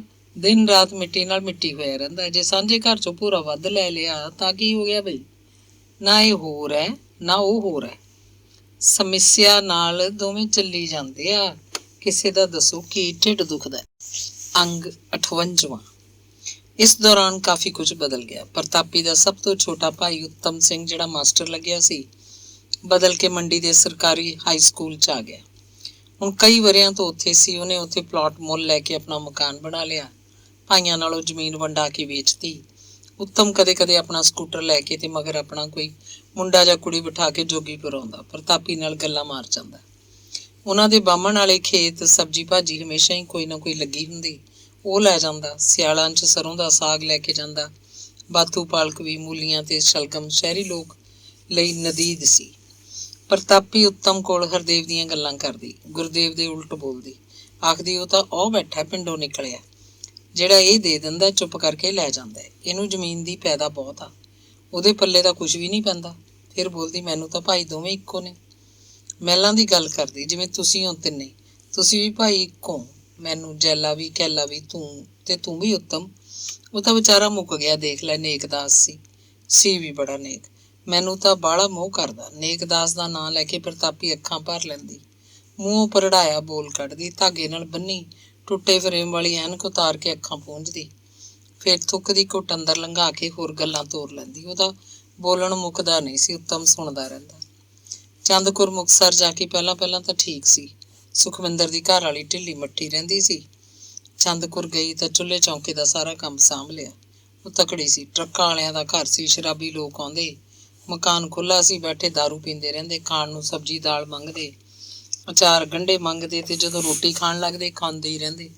ਗਿਰਜਦੇ ਪਹੁੰਚਿਆਂ ਜੇ ਚੌੜੇ ਚੌੜੇ ਹੱਥ ਇੱਕ ਰੋਟੀ ਦੀਆਂ 3 ਬੁਰਕੀਆਂ ਕਰਦੇ। ਚੰਦਕੁਰ ਅੱਕਦੀ ਥੱਕਦੀ ਨਹੀਂ ਸੀ, ਚਾਹੇ ਸਾਰੀ ਰਾਤ ਰੋਟੀਆਂ ਪਕਵਾਈ ਜਾਓ। ਮੁਕਤਸਰ ਜਾ ਕੇ ਉਹ ਮਾਨਸਿਕ ਤੌਰ ਤੇ ਆਜ਼ਾਦ ਹੋ ਗਈ। ਉੱਥੇ ਉਹਦੇ ਮਨ ਨੂੰ ਕਲੇਸ਼ ਕੋਈ ਨਹੀਂ ਸੀ, ਉੱਥੇ ਉਹਨੂੰ ਝੋਰਾ ਕੋਈ ਨਹੀਂ ਸੀ। ਸੁਖਵਿੰਦਰ ਤੋਂ ਉਹਨੇ ਕੁਝ ਲੈਣਾ ਸੀ ਨਾ ਦੇਣਾ ਸੀ। ਉਹਦੀ ਤਾਂ ਇੱਕ ਰੋਟੀ ਦੀ ਬੁਰਕੀ ਸੀ, ਕੰਮ ਕਰਦੀ ਖਾ ਲੈਂਦੀ। ਸੁਖਵਿੰਦਰ ਤੇ ਉਹਦੇ 3 ਮੁੰਡੇ ਉਹਨੂੰ ਚਾਹੁੰਦੇ ਬਹੁਤ, ਮੁੰਡੇ ਵੀ ਗਾਂ ਮਾਸੀ ਆਖਦੇ। ਸੁਖਵਿੰਦਰ ਦੀ ਬਹੂ ਨੂੰ ਸੁੱਖ ਹੋ ਗਿਆ ਸੀ। ਹੁਣ ਉਹ ਮੰਜੇ ਤੇ ਬਹੁਤ ਚਿਰ ਪੈ ਸਕਦੀ, ਆਰਾਮ ਕਰਦੀ। ਪਰ ਫਿਰ ਪਤਾ ਨਹੀਂ ਚੰਦਕੁਰ ਨੂੰ ਵੀ ਕੀ ਹੋ ਗਿਆ, ਉਹ ਬਿਮਾਰ ਰਹਿਣ ਲੱਗੀ। ਰੋਟੀ ਹਜਮ ਨਹੀਂ ਆਉਂਦੀ ਸੀ, ਬਸ ਭੱਸ ਡਕਾਰ ਲੈਂਦੀ ਰਹਿੰਦੀ। ਮੂੰਹ ਕੌੜਾ ਰਹਿੰਦਾ, ਜਿਵੇਂ ਸੰਘੋ ਥੱਲੇ ਸੁੱਟੀ ਹਰ ਚੀਜ਼ ਜ਼ਹਿਰ ਬਣ ਜਾਂਦੀ ਹੋਏ। ਸੁਖਵਿੰਦਰ ਉਹਨੂੰ ਡਾਕਟਰ ਕੋਲ ਲੈ ਗਿਆ। ਡਾਕਟਰ ਨੇ ਗੋਲੀਆਂ ਤੇ ਪੀਣ ਵਾਲੀ ਦਵਾਈ ਦਿੱਤੀ। ਕੁਛ ਆਰਾਮ ਰਹਿਣ ਲੱਗਿਆ, ਪਰ ਉਹ ਦਵਾਈਆਂ ਦੇ ਵਾਸੀ ਪਈ ਰਹੀ। ਪਹਿਲਾਂ ਵਾਂਗ ਕੰਮ ਨਹੀਂ ਕਰ ਸਕਦੀ ਸੀ। ਫਿਰ ਵੀ ਸੁਖਵਿੰਦਰ ਦੀ ਘਰਵਾਲੀ ਨੂੰ ਉਹਦਾ ਸਹਾਰਾ ਸੀ। ਸੁਖਵਿੰਦਰ ਨੇ ਆਪਣਾ ਵੱਡਾ ਮੁੰਡਾ ਵਿਆਹ ਲਿਆ। ਬਹੂ ਪਿੰਡਾਂ ਦੀ ਅਨਪੜ੍ਹ ਕੁੜੀ ਸੀ, ਪੂਰੀ ਨਰੋਈ ਤੇ ਚੁਸਤ। ਫਿਰ ਤਾਂ ਸੁਖਵਿੰਦਰ ਦੀ ਘਰਵਾਲੀ ਤੇ ਚੰਦਕੁਰ ਦੋਵੇਂ ਮੰਜਿਆਂ ਤੇ ਪਈਆਂ ਰਹਿੰਦੀਆਂ, ਨਵੀਂ ਬਹੂ ਵੱਲ ਦੇਖ ਦੇਖ ਆਪਣੇ ਦਿਨ ਯਾਦ ਕਰਦੀਆਂ। ਚੰਦਕੁਰ ਬਹੁਤੇ ਦਿਨ ਜਿਉਂਦੀ ਨਾ ਰਹਿ ਸਕੀ। ਮੁਕਤਸਰ ਹੀ ਉਹਦਾ ਦਾਹ ਸੰਸਕਾਰ ਹੋਇਆ। ਉਹਦੇ ਭੋਗ ਤੇ ਸੁਖਵਿੰਦਰ ਨੇ ਸਭ ਥਾਂ ਚਿੱਠੀਆਂ ਭੇਜੀਆਂ। ਜੋਗੇ ਨੂੰ 2 ਅੱਡ-ਅੱਡ ਚਿੱਠੀਆਂ, ਬਠਿੰਡੇ ਵਾਲਿਆਂ ਨੂੰ ਚਿੱਠੀ ਭੇਜੀ, ਬਦਰੇ ਨੂੰ, ਜੋਗੀਪੁਰ ਗੁਰਦੇਵ ਨੂੰ। ਕੋਈ ਨਹੀਂ ਗਿਆ, ਕਿਧਰੇ ਕੋਈ ਨਹੀਂ ਸੀ ਉਹਦਾ। ਚੰਦਕੁਰ ਦੀ ਮੌਤ ਦੀ ਖਬਰ ਸੁਣ ਕੇ ਪ੍ਰਤਾਪੀ ਰੋਣ ਲੱਗ ਪਈ। ਰਤਨੋ ਉਹਦੇ ਵੱਲ ਝਾਕ ਰਹੀ ਸੀ। ਉਹਦੀ ਸੱਸ ਕਿਸ ਮਿੱਟੀ ਦੀ ਬਣੀ ਹੋਈ ਹੈ, ਕਿਸ ਤਰ੍ਹਾਂ ਦਾ ਦਿਲ ਹੈ ਇਹਦਾ। ਜਿਉਂਦੇ ਜੀ ਤਾਂ ਇੱਕ ਦੂਜੀ ਦਾ ਪਿੱਟ ਕੁੱਤੇ ਦਾ ਵੈਰ ਸੀ, ਹੁਣ ਉਹਦੀ ਮਰੀ ਤੋਂ ਰੋਂਦੀ ਕਿਉਂ ਹੈ? ਇਹ ਕਿਹੜਾ ਵਿਰਾਗ ਹੈ ਜਿਹੜਾ ਬੁੜੀ ਨੇ ਆਪਣੇ ਅੰਦਰੋਂ ਜਗਾ ਲਿਆ? ਪਰ ਉਹਨੇ ਸੱਸ ਨੂੰ ਸਵਾਲ ਕੋਈ ਨਹੀਂ ਕੀਤਾ, ਬਸ ਉਹਦੇ ਵੱਲ ਗੌਰ ਨਾਲ ਝਾਕਦੀ ਰਹੀ। ਅੱਖਾਂ ਪੂੰਝ ਕੇ ਐਨਕ ਨੱਕ ਉੱਤੇ ਚੰਗੀ ਤਰ੍ਹਾਂ ਟਿਕਾ ਕੇ ਪ੍ਰਤਾਪੀ ਬੋਲੀ, ਮੈਂ ਤਾਂ ਚੰਦਰੀ ਨੂੰ ਆਪਦੇ ਹੱਥੀਂ ਵਿਆਹ ਕੇ ਲਿਆਂਦਾ ਸੀ। ਚਾਨਣ ਪੁੱਤਾਂ ਵਰਗਾ ਦਿਓਰ ਸੀ ਮੇਰਾ। ਵਿਆਹ ਕੇ ਲਿਆਂਦਾ ਤਾਂ ਇੰਨੀ ਖੁਸ਼ੀ ਹੋਈ ਜਿਵੇਂ ਘਰ ਨੂੰ ਆ ਕੇ ਬੈਠੀ ਹੋ। ਮੈਂ ਤਾਂ ਨੂੰਹ ਬਣਾ ਕੇ ਲਿਆਂਦਾ ਸੀ ਉਹਨੂੰ। ਸਾਰੇ ਲਾਡ ਲਡਾਏ। ਜਿੱਦਣ ਮੁੱਕਿਆ ਲੱਗਿਆ ਜਿਵੇਂ ਪੁੱਤ ਮਰ ਗਿਆ ਹੋਵੇ ਮੇਰਾ। ਉਹਦੇ ਰੰਡੀ ਹੋਣ ਦਾ ਅੱਡ ਅੰਦੇਸਾ। ਸਿਖਰ ਦੁਪਹਿਰੇ ਸੂਰਜ ਛਿਪ ਗਿਆ। ਬਿੰਦ ਦੀ ਬਿੰਦ ਚੁੱਪ ਹੋ ਗਈ। ਮੱਥੇ ਤੇ ਹੱਥ ਸੀ, ਅੱਖਾਂ ਮੀਟੀਆਂ ਹੋਈਆਂ। ਭੁੰਜੇ ਬੈਠੀ ਸੀ ਜਿਵੇਂ ਚੰਦਕੁਰ ਦਾ ਸੱਥਰ ਵਿਛਾ ਰੱਖਿਆ ਹੋਵੇ। ਲੱਗਦਾ ਸੀ ਹੁਣ ਹੋਰ ਨਹੀਂ ਬੋਲੇਗੀ। ਪਰ ਅਗਲੇ ਬਿੰਦ ਉਹਨੇ ਆਪਣਾ ਨੱਕ ਸਾਫ਼ ਕੀਤਾ, ਕਹਿਣ ਲੱਗੀ, ਕੀ ਪਤਾ ਸੀ ਉਹੀ ਚੰਦਕੁਰ ਸੌਕਣ ਬਣ ਕੇ ਬਹਿ ਜੂਗੀ ਇੱਕ ਦਿਨ। ਪਰ ਨਾ, ਇਹ ਉਹਦਾ ਕਸੂਰ ਨਹੀਂ ਸੀ। ਇਹ ਤਾਂ ਗੱਜਣ ਨੇ ਕੀਤੀਆਂ, ਪਾਪੀ ਨੇ। ਹਾਈਵੇ ਬੈਠਾ ਹੋਣਾ ਨਰਕਾਂ 'ਚ ਹੁਣ। ਨਾਲੇ ਤਾਂ ਮੇਰੀ ਜੂਨ ਖਰਾਬ ਕੀਤੀ, ਨਾਲੇ ਉਹਦੀ ਗਊ ਦੀ ਚੱਕ ਲਿਆਇਆ ਜਿਵੇਂ ਡੰਗਰ ਖੋਲ ਲਿਆਇਆ ਖੁਰਲੀ ਤੋਂ। ਲੈ ਦੱਸ, ਕਿਸੇ ਪਾਸੇ ਦੀ ਵੀ ਨਾ ਰਹੀ ਵਿਚਾਰੀ। ਮੈਂ ਤਾਂ ਫੇਰ ਵੀ ਪੁੱਤਾਂ ਦੀ ਮਾਂ ਸੀ। ਆ ਬੈਠੀ ਆ ਮੈਂ। ਬੂ ਕਿੱਥੇ ਜਾ ਕੇ ਮਰੀ ਵਿਚਾਰੀ? ਮੁਕਤਸਰ। ਉਹ ਕਿੱਥੇ ਪਿਆ ਰੱਬ ਦੀਆਂ ਜੜ੍ਹਾਂ 'ਚ। ਉਹ ਆਪ ਮੁਹਾਰੇ ਬੋਲੀ ਜਾ ਰਹੀ ਸੀ। ਰਤਨੋ ਸਿਰਫ ਸੁਣਦੀ ਸੀ। ਭੰਤੋ ਦੇ ਵਿਆਹ ਤੇ ਪ੍ਰਤਾਪੀ ਨੇ ਆਪ ਕਹਿ ਕੇ ਸਾਰੀਆਂ ਸਕੀਰੀਆਂ ਨੂੰ ਬੁਲਾਇਆ। ਨਾ ਹੀ ਹੱਥ ਛਿੜਕਵੀਆਂ ਚਿੱਠੀਆਂ ਭੇਜੀਆਂ। ਮਹਿਲਾਂ ਤੋਂ ਜੈਲਾ ਕੈਲਾ ਦੋਵੇਂ ਆਏ। ਪ੍ਰਤਾਪੀ ਦੀ ਭਰਜਾਈ ਤੇ ਜਵਾਕ ਜੱਲਾ। ਉੱਤਮ ਸਿੰਘ ਤਾਂ ਨੇੜੇ ਹੀ ਸੀ। ਸਗੋਂ ਵਿਆਹ ਦੇ ਦਿਨਾਂ 'ਚ ਉਹਨੇ ਤਾਂ ਬਹੂ ਤੇ ਜਵਾਕਾਂ ਨੂੰ ਲੈ ਕੇ ਜੋਗੀਪੁਰੀ ਡੇਰਾ ਲਾਈ ਰੱਖਿਆ। ਕੰਮਾਂ 'ਚ ਮੂਹਰੇ ਰਹਿੰਦਾ। ਬਦਰੇ ਪ੍ਰਤਾਪੀ ਦੀ ਭੂਆ ਸੀ। ਭੂਆ ਤੇ ਫੁੱਫੜ ਤਾਂ ਕਦੋਂ ਦੇ ਮਰ ਚੁੱਕੇ ਸੀ। ਉਹਨਾਂ ਦੇ ਮੁੰਡੇ ਆਏ ਬਹੂਆਂ ਤੇ ਜਵਾਕਾਂ ਨੂੰ ਲੈ ਕੇ। ਤਲਵੰਡੀ ਤੋਂ ਭਾਨੋ ਨੂੰ ਸੱਦਿਆ ਗਿਆ। ਵਿਆਹ 'ਚੋਂ ਪੂਰਾ ਦੇਣ ਦੇ ਕੇ ਗਈ। ਮੁੜੀ ਤਾਂ ਪ੍ਰਤਾਪੀ ਨੇ ਵੀ ਕਸਰ ਨਹੀਂ ਛੱਡੀ, ਦੁੱਗਣਾ ਦਿੱਤਾ। ਹਰਦੇਵ ਜਾਨ ਆਉਣ ਤੋਂ ਇੱਕ ਦਿਨ ਪਹਿਲਾਂ ਆ ਗਿਆ ਸੀ। ਉਹ ਕੋਈ ਕੱਪੜਾ ਲੀੜਾ ਜਾਂ ਟੂਮ ਟੱਲਾ ਨਹੀਂ ਲੈ ਕੇ ਆਇਆ। 1000 ਰੁਪਇਆ ਨਗਦ ਫੜਾਤਾ, ਨਿਉਂਦਾ ਦੇਣ ਵਾਂਗ। ਹੇੜੀਕਿਆਂ ਵਾਲੇ ਨਾਨਕ ਛੱਕ ਭਰ ਕੇ ਗਏ। ਨਾਨਕਾ ਮੇਲ ਨੇ ਜੋਗੀਪੁਰ ਦੀਆਂ 20 'ਚ ਧੂਮਾਂ ਪਾਤੀਆਂ। ਪ੍ਰਤਾਪੀ ਨੇ ਰਲੇ ਵਾਲੇ ਚੰਦ ਸਿਉਂ ਨੂੰ ਵੀ ਸੱਦਿਆ ਸੀ। ਕਹਿੰਦੀ ਸੀ, ਘਰ 'ਚ ਸੁੱਖ ਨਾਲ ਕਿੰਨੇ ਚਿਰ ਪਿੱਛੋਂ ਪਹਿਲਾ ਵਿਆਹ ਹੈ। ਫਿਰ ਤਾਂ ਮੈਂ ਪਤਾ ਨਹੀਂ ਜਿਉਣਾ ਜਾਂ ਮਰਨਾ। ਕੋਲ ਨੂੰ ਸੱਦੂ, ਕੋਈ ਆਵੇ ਨਾ ਆਵੇ, ਇਹ ਅਗਲੇ ਦੀ ਮਰਜ਼ੀ ਹੈ। ਪ੍ਰਤਾਪੀ ਨੂੰ ਹਮਾ ਇਹ ਵੀ ਸੀ ਕਿ ਉਹ ਭੰਤੋ ਦਾ ਸਾਕ ਆਪ ਦੇ ਕੇ ਆਈ ਸੀ ਮਲਕਪੁਰ ਵਾਲਿਆਂ ਨੂੰ। ਗੁਰਦੇਵ ਤੇ ਰਤਨੋ ਨੇ 2-4 ਦਿਨ ਚੁੱਪਤਾ ਧਾਰੀ। ਫਿਰ ਆਪਣੇ ਮਨ ਨੂੰ ਸਮਝਾ ਲਿਆ। ਕਹਿੰਦੇ, ਬੇਬੇ ਜਿਹੜਾ ਘਰ ਆਈ ਠੀਕ ਹੈ। ਮਲਕਪੁਰ ਵਾਲਿਆਂ ਦੇ ਕਾਹਦੀ ਕਮੀ ਹੈ? ਮੁੰਡਾ ਸੋਹਣਾ, ਨਾਲੇ ਪਹਿਲਾਂ ਜਦੋਂ ਬੀਬੋ ਦਿੱਤੀ ਹੋਈ ਹੈ। ਸਕੀਰੀ 'ਚ ਸਕੀਰੀ ਪੈ ਗਈ। ਭੂਆ ਭਤੀਜੀ ਬੈਠ ਕੇ ਦੁੱਖ ਸੁੱਖ ਕਰ ਲਿਆ ਕਰਨਗੀਆਂ। ਬੇਬੇ ਦੀ ਕੀਤੀ ਉਹ ਲੱਦਦੇ ਵੀ ਕਿਵੇਂ? ਬੇਬੇ 5 ਕਿੱਲਿਆਂ ਦੀ ਮਾਲਕ ਸੀ। ਬੇਬੇ ਕਰਕੇ ਤਾਂ ਮੌਜਾਂ ਕਰਦੇ ਸੀ। ਘਰ ਬਣਾਈ ਜਾ ਰਹੇ ਸੀ, ਘਰ ਜੋੜੀ ਜਾ ਰਹੇ ਸੀ। ਭੰਤੋ ਤੋਂ ਛੋਟੀ ਮੀਤੋ 10ਵੀਂ ਜਮਾਤ ਪਾਸ ਕਰ ਗਈ। ਉਹ ਪੜ੍ਹਨ 'ਚ ਹੁਸ਼ਿਆਰ ਸੀ। ਅੱਗੇ ਮੰਡੀ ਜਾ ਕੇ ਕਾਲਜ 'ਚ ਪੜ੍ਹਨਾ ਚਾਹੁੰਦੀ ਸੀ, ਪਰ ਉਹਦੀ ਸੁਣਦਾ ਕੋਈ ਨਹੀਂ ਸੀ। ਛਿੰਦਰਾ ਪੜ੍ਹਾਈ 'ਚ ਵੱਡੀ ਕੁੜੀ ਭੰਤੋ ਜਿਹਾ ਸੀ, ਚੁਸਤ ਤੇ ਖਚਰਾ, ਬਹਾਨੇਬਾਜ਼ ਸਿਰੇ ਦਾ। ਭੰਤੋ 9ਵੀਂ 'ਚੋਂ ਹਟ ਗਈ ਤੇ ਛਿੰਦਰਾ 7ਵੀਂ 'ਚੋਂ ਇੱਕ ਗੁੱਚੀ ਮਾਰ ਗਿਆ। ਰਤਨੋ ਉਹਨੂੰ ਪੜ੍ਹਾਉਣਾ ਚਾਹੁੰਦੀ ਸੀ, ਪਰ ਗੁਰਦੇਵ ਕੋਈ ਖਾਸ ਗੌਰ ਨਾ ਕਰਦਾ। ਛਿੰਦਰਾ ਅੰਗਾਂ ਪੈਰਾਂ ਦਾ ਖੁੱਲ੍ਹਾ ਤੇ ਸਰੀਰ ਦਾ ਤਕੜਾ ਸੀ। ਸਕੂਲ ਜਾਣ ਤੋਂ ਕਤਰਾਉਂਦਾ, ਪਰ ਜੇ ਘਰ ਦੇ ਕਿਸੇ ਕੰਮ ਜਾਂ ਖੇਤ ਜਾਣ ਲਈ ਉਹਨੂੰ ਕਿਹਾ ਜਾਂਦਾ, ਉਹ ਛਾਲ ਮਾਰ ਕੇ ਖੜਾ ਹੁੰਦਾ। ਸਕੂਲੋਂ ਹਟ ਕੇ 2 ਸਾਲ ਘਰ ਨਿੱਕੇ ਮੋਟੇ ਕੰਮਾਂ 'ਚ ਰੁਚਿਤ ਰਿਹਾ, 15-16 ਸਾਲਾਂ ਦੀ ਉਮਰ 'ਚ 18-19 ਸਾਲ ਦਾ ਚੋਬਰ ਲੱਗਦਾ। ਟਰੈਕਟਰ ਆਪੇ ਹੀ ਸਿੱਖ ਗਿਆ ਤੇ ਫਿਰ ਗੁਰਦੇਵ ਨੇ ਖੁਦ ਹੀ ਉਹਨੂੰ ਟਰੈਕਟਰ ਤੇ ਬਿਠਾ ਦਿੱਤਾ। ਟਰੈਕਟਰ ਉਹ ਅਜਿਹਾ ਸ਼ੁੱਧ ਚਲਾਉਂਦਾ ਕਿ ਬਸ ਛੱਡ ਦਿਓ ਗੱਲਾਂ। ਗੁਰਦੇਵ ਨੇ ਟਰੈਕਟਰ ਲਈ ਡਰਾਈਵਰ ਰੱਖਿਆ ਹੋਇਆ ਸੀ। ਚਾਹੇ ਗੁਰਦੇਵ ਖੁਦ ਵੀ ਜਾਣਦਾ ਸੀ, ਪਰ ਕਬੀਲਦਾਰੀ ਕਰਕੇ ਉਹ ਤੋਂ ਹਰ ਸਮੇਂ ਇਹ ਕੰਮ ਨਹੀਂ ਸੀ ਹੁੰਦਾ। ਟਰੈਕਟਰ ਦਾ ਕੰਮ ਤਾਂ ਕਈ ਘੰਟੇ ਕਰਨਾ ਪੈਂਦਾ। ਸ਼ਿੰਦਰਾ ਟਰੈਕਟਰ ਤੇ ਬੈਠਾ ਤਾਂ ਅਗਲੇ ਵਰੇ ਗੁਰਦੇਵ ਨੇ ਡਰਾਈਵਰ ਨੂੰ ਹਟਾਤਾ। ਮਲਕਪੁਰ ਜਿਉਣੇ ਦੇ 3 ਮੁੰਡੇ ਅੱਡ ਹੋ ਚੁੱਕੇ ਸੀ। ਜਿਉਣੇ ਨੂੰ ਜਿਵੇਂ ਮਰਨ ਦਾ ਪਤਾ ਹੋਵੇ। ਜਿਨ੍ਹਾਂ ਦਿਨਾਂ 'ਚ ਉਹਦੇ ਢਿੱਡ ਦਾ ਦਰਦ ਸ਼ੁਰੂ ਹੋਇਆ ਸੀ, ਉਹਨੂੰ ਪਤਾ ਨਹੀਂ ਕੀ ਦਿਖਾਈ ਦੇ ਗਿਆ। ਉਹਨੇ ਤਹਿਸੀਲਦਾਰ ਦੇ ਜਾ ਕੇ ਆਪਣੇ 3 ਮੁੰਡਿਆਂ ਦੇ ਨਾਂ ਜ਼ਮੀਨ ਜਾਇਦਾਦ ਦੀ ਵਸੀਅਤ ਕਰਾਤੀ। ਹੁਣ ਜਦੋਂ 3 ਅੱਡ ਹੋਏ ਤਾਂ ਪੰਚਾਇਤ ਨੇ 3 ਕਿੱਲੇ ਜ਼ਮੀਨ ਪ੍ਰੀਤਮ ਕੌਰ ਦੇ ਨਾਂ ਦੀ ਅੱਡ ਰੱਖਤੀ। ਬੁੜੀ ਦੀ ਮਰਨ ਬਾਅਦ ਇਹ ਕਿੱਲਾ 3 ਮੁੰਡਿਆਂ ਨੇ ਲੈ ਲੈਣੀ ਸੀ। ਇਸ ਗੱਲ ਦੀ ਲਿਖਤ ਕਰ ਲਈ ਗਈ। ਉਹ ਅੱਡ ਹੋਏ ਤਾਂ ਪ੍ਰੀਤਮ ਕੌਰ ਬੀਬੋ ਦੇ ਚੁੱਲ੍ਹੇ ਤੇ ਰਹੀ। ਬੀਬੋ ਨਾਲ ਉਹਦੀ ਪਹਿਲੇ ਦਿਨੋਂ ਚੰਗੀ ਬਣਦੀ ਸੀ। ਨੂੰਹ ਸੱਸ ਇੱਕ ਦੂਜੀ ਨਾਲ ਖੂਬ ਸਮਝਦੀਆਂ। ਭੰਤੋ ਦਾ ਸੁਭਾਅ ਤਾਂ ਚੰਗਾ ਸੀ। ਬੀਬੋ ਭੂਆ ਵਰਗਾ ਸੀ। ਹਰ ਮੱਤੀ ਵਾਲੀ ਕੁੜੀ ਤਿੱਖੀ ਸੀ। ਉਹਦੇ ਆਉਂਦਿਆਂ ਹੀ ਘਰ ਖੱਖੜੀਆਂ ਕਰੇਲੇ ਹੋਣ ਲੱਗ ਪਿਆ। ਉਹਨੂੰ ਇੱਧਰ ਉੱਧਰ ਲਾਉਣ ਬੁਝਾਉਣ ਦੀ ਖੋਟੀ ਆਦਤ ਸੀ। ਪ੍ਰੀਤਮ ਕੌਰ ਨੂੰ ਕੁਝ ਕਹਿੰਦੀ, ਬੀਬੋ ਨੂੰ ਕੁਝ। ਕਦੇ ਹਰਪਾਲ ਨੂੰ ਕਿਸੇ ਨਿੱਕੀ ਜਿਹੀ ਗੱਲ ਤੇ ਭਖਾ ਦਿੰਦੀ। ਮੁੰਡੇ 3 ਪ੍ਰੀਤਮ ਕੌਰ ਦਾ ਆਦਰ ਕਰਦੇ। ਛੋਟੇ ਦੋਵੇਂ ਬੀਬੋ ਦੀ ਇੱਜ਼ਤ ਕਰਦੇ ਸੀ। ਪਰ ਮੱਤੀ ਵਾਲੀ ਨੂੰ ਸੌਰੀ ਨੂੰ ਪਤਾ ਨਹੀਂ ਕੀ ਹੋਇਆ। ਭੰਤੋ ਗਈ ਨੂੰ 6 ਮਹੀਨੇ ਵੀ ਨਹੀਂ ਹੋਏ ਸੀ ਕਿ ਉਹ ਭੜਕ ਉੱਠੀ ਤੇ 3 ਭਰਾਵਾਂ ਨੂੰ ਅੱਡ ਕਰਾ ਕੇ ਛੱਡਿਆ। ਹਰਪਾਲ ਵੀ ਦੁਖੀ ਰਹਿੰਦਾ ਸੀ। ਉਹਦੀ ਘਰ ਵਾਲੀ ਨੇ ਇੱਕ ਘਰ ਦੇ 3 ਘਰ ਬਣਾ ਕੇ ਧਰਤੇ ਸੀ। ਪ੍ਰਤਾਪੀ ਬੀਬੋ ਕੋਲ ਕਦੇ ਜਾਂਦੀ ਤਾਂ ਭੰਤੋ ਕੋਲ ਵੀ ਉਨਾ ਹੀ ਚਿਰ ਬੈਠਦੀ। ਇੱਕ ਡੰਗ ਭੰਤੋ ਦੇ ਘਰ ਰੋਟੀ ਜ਼ਰੂਰ ਖਾਂਦੀ। ਉਹ ਹਰਪਾਲ ਦੇ ਘਰ ਨਹੀਂ ਜਾਂਦੀ ਸੀ। ਡਰਦੀ, ਕੀ ਪਤਾ ਭਾਈ ਕੀ ਪੱਥਰ ਤੋਲ ਦੇਵੇ। ਉਹ ਇਹੋ ਜਿਹੇ ਤੋਂ ਰੱਬ ਬਚਾਵੇ। ਕੁੜਮਣੀਆਂ ਦਾ ਪਹਿਲਾਂ ਜਿਹਾ ਹੀ ਸੁਖਾਵਾਂ ਮੋਹ ਪਿਆਰ ਸੀ। ਮਲਕਪੁਰ ਜਦੋਂ ਵੀ ਜਾਂਦੀ ਪ੍ਰਤਾਪੀ ਜਾਂਦੀ, ਰਤਨੋਂ ਨਹੀਂ ਜਾਂਦੀ ਸੀ। ਪ੍ਰਤਾਪੀ ਦਾ ਹੱਥ ਖੁੱਲਾ ਸੀ, ਸੁਭਾਅ ਵੀ ਖੁੱਲਾ। ਪਹਿਲਾਂ ਤਾਂ ਜਦੋਂ ਅੰਦਰਲੇ ਘਰ ਧੱਕੀ ਬੈਠੀ ਸੀ ਉਦੋਂ ਗੱਲ ਹੋਰ ਸੀ। ਹੁਣ ਉਹ ਆਪਣੇ ਕੋਲ ਹਮੇਸ਼ਾ ਪੈਸੇ ਰੱਖਦੀ। ਗੁਰਦੇਵ ਤੋਂ ਫੜ ਲੈਂਦੀ, ਕਦੇ 50 ਕਦੇ 100। ਗੁਰਦੇਵ ਉਹਦੇ ਇੰਜ ਬਾਰ-ਬਾਰ ਪੈਸੇ ਮੰਗਣ ਤੋਂ ਅੱਕ ਗਿਆ ਸੀ। ਫਿਰ ਉਹਨੇ ਇਉਂ ਕੀਤਾ।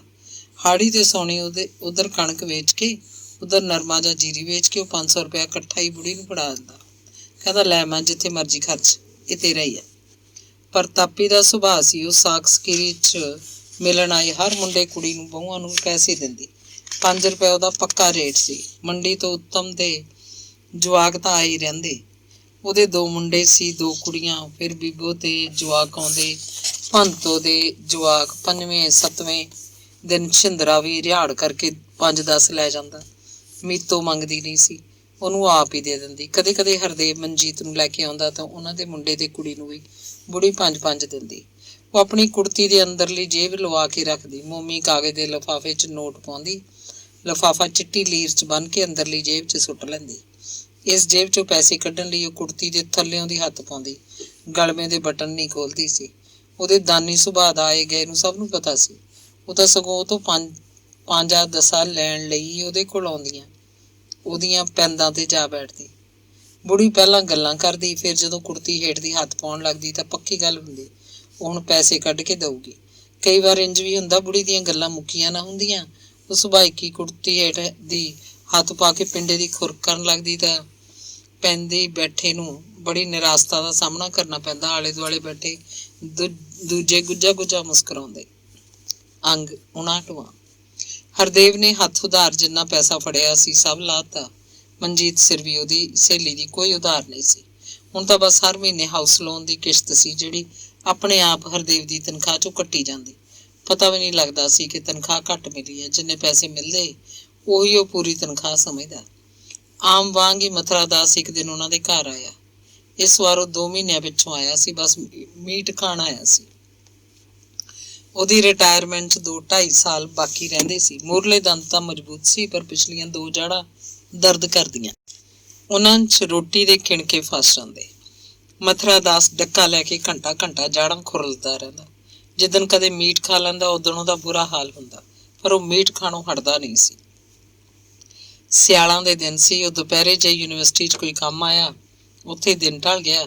ਉੱਥੋਂ ਫਿਰ ਉਹ ਇੱਥੇ ਅਰਬਨ ਸਟੇਟ ਉਹਨਾਂ ਦੇ ਘਰ ਆ ਗਿਆ। ਹਰਦੇਵ ਅਜੇ ਦਫ਼ਤਰੋਂ ਨਹੀਂ ਆਇਆ ਸੀ। ਘਰ 'ਚ ਇਕੱਲੀ ਮਨਜੀਤ ਸੀ ਤੇ 2 ਬੱਚੇ। ਮਥੁਰਾ ਦਾਸ ਨੂੰ ਦੇਖਦੇ ਬੱਚੇ ਚਾਂਬੜਾ ਪਾਉਣ ਲੱਗੇ। ਮਨਜੀਤ ਨਾਲ ਗੱਲਾਂ ਕਰ ਰਿਹਾ ਸੀ ਕਿ ਜਗਰੂਪ ਵਿੱਚੋਂ ਹੀ ਟੋਕ ਕੇ ਕਹਿਣ ਲੱਗਿਆ, ਅੰਕਲ ਅੱਜ ਮੀਟ ਬਣੇਗਾ। ਮਥੁਰਾ ਦਾਸ ਹੱਸਿਆ, ਫਿਰ ਮਨਜੀਤ ਵੱਲ ਝਾਕਿਆ, ਕਹਿੰਦਾ ਇਹ ਦੇਖੋ ਤੁਹਾਡਾ ਬੇਟਾ ਕੀ ਕਹਿੰਦਾ ਪਿਆ।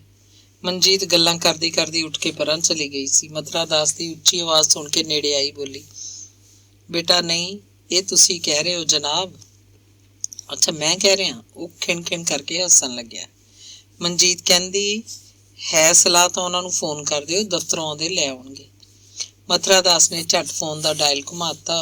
ਉਧਰੋਂ ਬੋਲਿਆ ਤਾਂ ਮਥੁਰਾ ਦਾਸ ਨੇ ਪੁੱਛਿਆ, ਕਿੰਨੇ ਵਜੇ ਘਰ ਪਹੁੰਚ ਰਹੇ? ਉਹੀ 5:30। ਮੈਂ ਬੈਠਾ ਫਿਰ ਤੇਰੀ ਵੇਟ ਕਰਦਾ।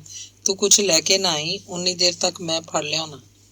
ਠੀਕ ਹੈ, ਹਰਦੇਵ ਨੇ ਕਿਹਾ ਤੇ ਫਿਰ ਬੋਲਿਆ, ਮਥੁਰਾ ਦਾਸ ਯਾਰ ਮੈਂ ਤੈਨੂੰ ਕਿੱਦਣ ਦਾ ਉਡੀਕਦਾ। ਮੈਂ ਇੱਕ ਦੁਬਿਧਾ ਚ ਤੇਰੇ ਨਾਲ ਸਲਾਹ ਕਰਨੀ ਹੈ। ਕੋਈ ਦਫ਼ਤਰ ਦਾ ਚੱਕਰ ਹੈ? ਨਹੀਂ, ਦਫ਼ਤਰ ਦੇ ਮਾਰ ਗੋਲੀ, ਪਿੰਡ ਦੀ ਗੱਲ ਕਰਨੀ ਹੈ। ਮੈਂ ਆਪਣੇ ਆਪ ਕੋਈ ਫੈਸਲਾ ਨਹੀਂ ਲੈ ਸਕਿਆ। ਆ ਜਾ ਫਿਰ, ਪਿੰਡ ਦੀ ਗੱਲ ਹੈ ਤਾਂ ਸਾਰੇ ਮਸਲੇ ਹੱਲ ਕਰ ਦਿਆਂਗੇ ਤੇਰੇ। ਚੰਗਾ, ਓਕੇ। ਮਥੁਰਾ ਦਾਸ ਫੋਨ ਬੰਦ ਕਰਕੇ ਖੜਾ ਹੋ ਗਿਆ। ਮਨਜੀਤ ਸੁਣ ਰਹੀ ਸੀ। ਕਹਿੰਦੀ ਇਹਨਾਂ ਨੂੰ ਸਮਝਾਓ ਪਿੰਡ ਦੀ ਜ਼ਮੀਨ ਵੇਚਣ ਨੂੰ ਫਿਰਦੇ। ਅੱਛਾ ਅੱਛਾ, ਆ ਕੇ ਕਰਦੇ ਆ, ਬਹਿ ਕੇ ਅਰਮਾਨ ਨਾਲ ਗੱਲ ਕਰਾਂਗੇ। ਮਥੁਰਾ ਦਾਸ ਨੇ ਕੋਈ ਥੈਲਾ ਮੰਗਿਆ। ਘਰ 'ਚ ਸਲੂਣੀ ਮਹਿਕ ਦੇ ਭੁੱਕੇ ਉੱਠਣ ਲੱਗੇ ਤਾਂ ਦੂਜਾ ਪੈਗ ਪਾਈ ਬੈਠੇ ਸੀ। ਹਰਦੇਵ ਬੋਲ ਰਿਹਾ ਸੀ, ਗਜਬ ਸਾਈਂ ਦਾ ਯਾਰ, ਮੈਂ ਅੱਧ ਦਾ ਮਾਲਕ ਹਾਂ, ਮੈਨੂੰ ਤਾਂ ਕੁਝ ਵੀ ਨਹੀਂ ਆਉਂਦਾ। ਉਹਨੇ ਇਸ ਸਾਲ 2 ਕਿੱਲੇ ਬਹਿ ਲੈ ਲਈ। ਸਾਰੀ ਕਿੰਨੀ ਹੈ? 20 ਕਿੱਲੇ। 5 ਬੁੜੀ ਦੀ, 7.5 ਹੈ ਤੇਰੀ। ਕੀ ਭਾਅ ਚੱਲਦਾ ਤੁਹਾਡੇ ਪਿੰਡਾਂ ਕੰਨੀ? ਮਥੁਰਾ ਦਾਸ ਕੋਈ ਹਿਸਾਬ ਕਿਤਾਬ ਲਾ ਰਿਹਾ ਸੀ। 70-80 ਹੋਊ ਕਿੱਲੇ ਦਾ। ਪੁੱਛੇ ਤੋਂ ਪਤਾ ਲੱਗੂ, ਹਰਦੇਵ ਨੇ ਕਿਹਾ। ਫਿਰ ਦਫਾ ਕਰ, ਵੇਚ ਪਰਾਂ। 6 ਲੱਖ ਵਟਿਆ ਜਾਊ। 6 ਨਹੀਂ 5.5 ਲਾ ਲੈ। ਚੱਲ 5 ਹੀ ਲਾ। 5 ਲੱਖ ਦੇ ਇੱਥੇ 4 ਪਲਾਟ ਲੈ ਲੈ। ਚੱਲ 3 ਪਲਾਟ ਲੈ ਲੈ। 5 ਸਾਲਾਂ ਨੂੰ 5 ਲੱਖ ਦਾ 10 ਲੱਖ ਬਣ ਜੂ। ਜਦੋਂ ਰੂਹ ਕਰੇ ਵੇਚ ਲੈ। 7.5 ਲੱਖ 7.5 ਕਿੱਲੇ 5 ਸਾਲਾਂ ਚ ਦਿੰਦੇ ਆ 5 ਲੱਖ। ਬੋਲ ਕਿੱਥੇ ਗਈ ਗੱਲ? ਤੂੰ ਤਾਂ ਜਮਾਂ ਨੇਰੇ ਚ ਬੈਠਾ। ਮਥੁਰਾ ਦਾਸ ਐਨ ਜਚਾ ਕੇ ਗੱਲ ਕਰ ਰਿਹਾ ਸੀ। ਇਹੀ ਕਹਿੰਨੀ ਮੈਂ, 6 ਮਹੀਨੇ ਜਾਂਦੀ ਏ ਜਾਈ ਤੇ ਜਦੋਂ ਆਹ ਖਰਚ ਹੋ ਗਿਆ, ਉਹ ਖਰਚ ਹੋ ਗਿਆ, ਮਿਲਦਾ ਹੀ ਡਾਲ ਨਹੀਂ। ਉਹਨੂੰ ਪੁੱਛਣ ਵਾਲਾ ਹੋਵੇ ਬਈ ਆਹ ਹੁਣ 2 ਕਿੱਲੇ ਲੈਣ ਵੇਲੇ ਕਿੱਥੋਂ ਨਿਕਲ ਆਏ ਪੈਸੇ, ਜਾਂ ਤਾਂ ਕੋਈ ਹੋਰ ਕਮਾਈ ਦੱਸੋ ਕਿੱਧਰੋਂ ਆਉਂਦੀ। 2 ਕਿੱਲੇ ਲੈਣ ਖਾਤਰ ਘਰ ਚੋਂ ਹੀ ਪੈਦਾ ਕੀਤਾ ਪੈਸਾ। ਮਨਜੀਤ ਮੀਟ ਦੀ ਕੌਲੀ ਵਿੱਚ 2 ਚਮਚੇ ਰੱਖ ਕੇ ਲਿਆਈ ਤਾਂ ਉਹਨਾਂ ਦੀਆਂ ਗੱਲਾਂ ਸੁਣ ਕੇ ਮਥੁਰਾ ਦਾਸ ਨੂੰ ਬੋਲੀ, ਮੈਂ ਤੁਹਾਨੂੰ ਸਮਝਾਉਣ ਖਾਤਰ ਆਖਿਆ ਸੀ ਕਿ ਸਿਖਾਉਣ ਖਾਤਰ? ਤੁਸੀਂ ਤਾਂ ਇਹਨਾਂ ਦੀ ਗੱਲ ਨੂੰ ਪੱਕਾ ਕਰੀ ਜਾਂਦੇ ਹੋ।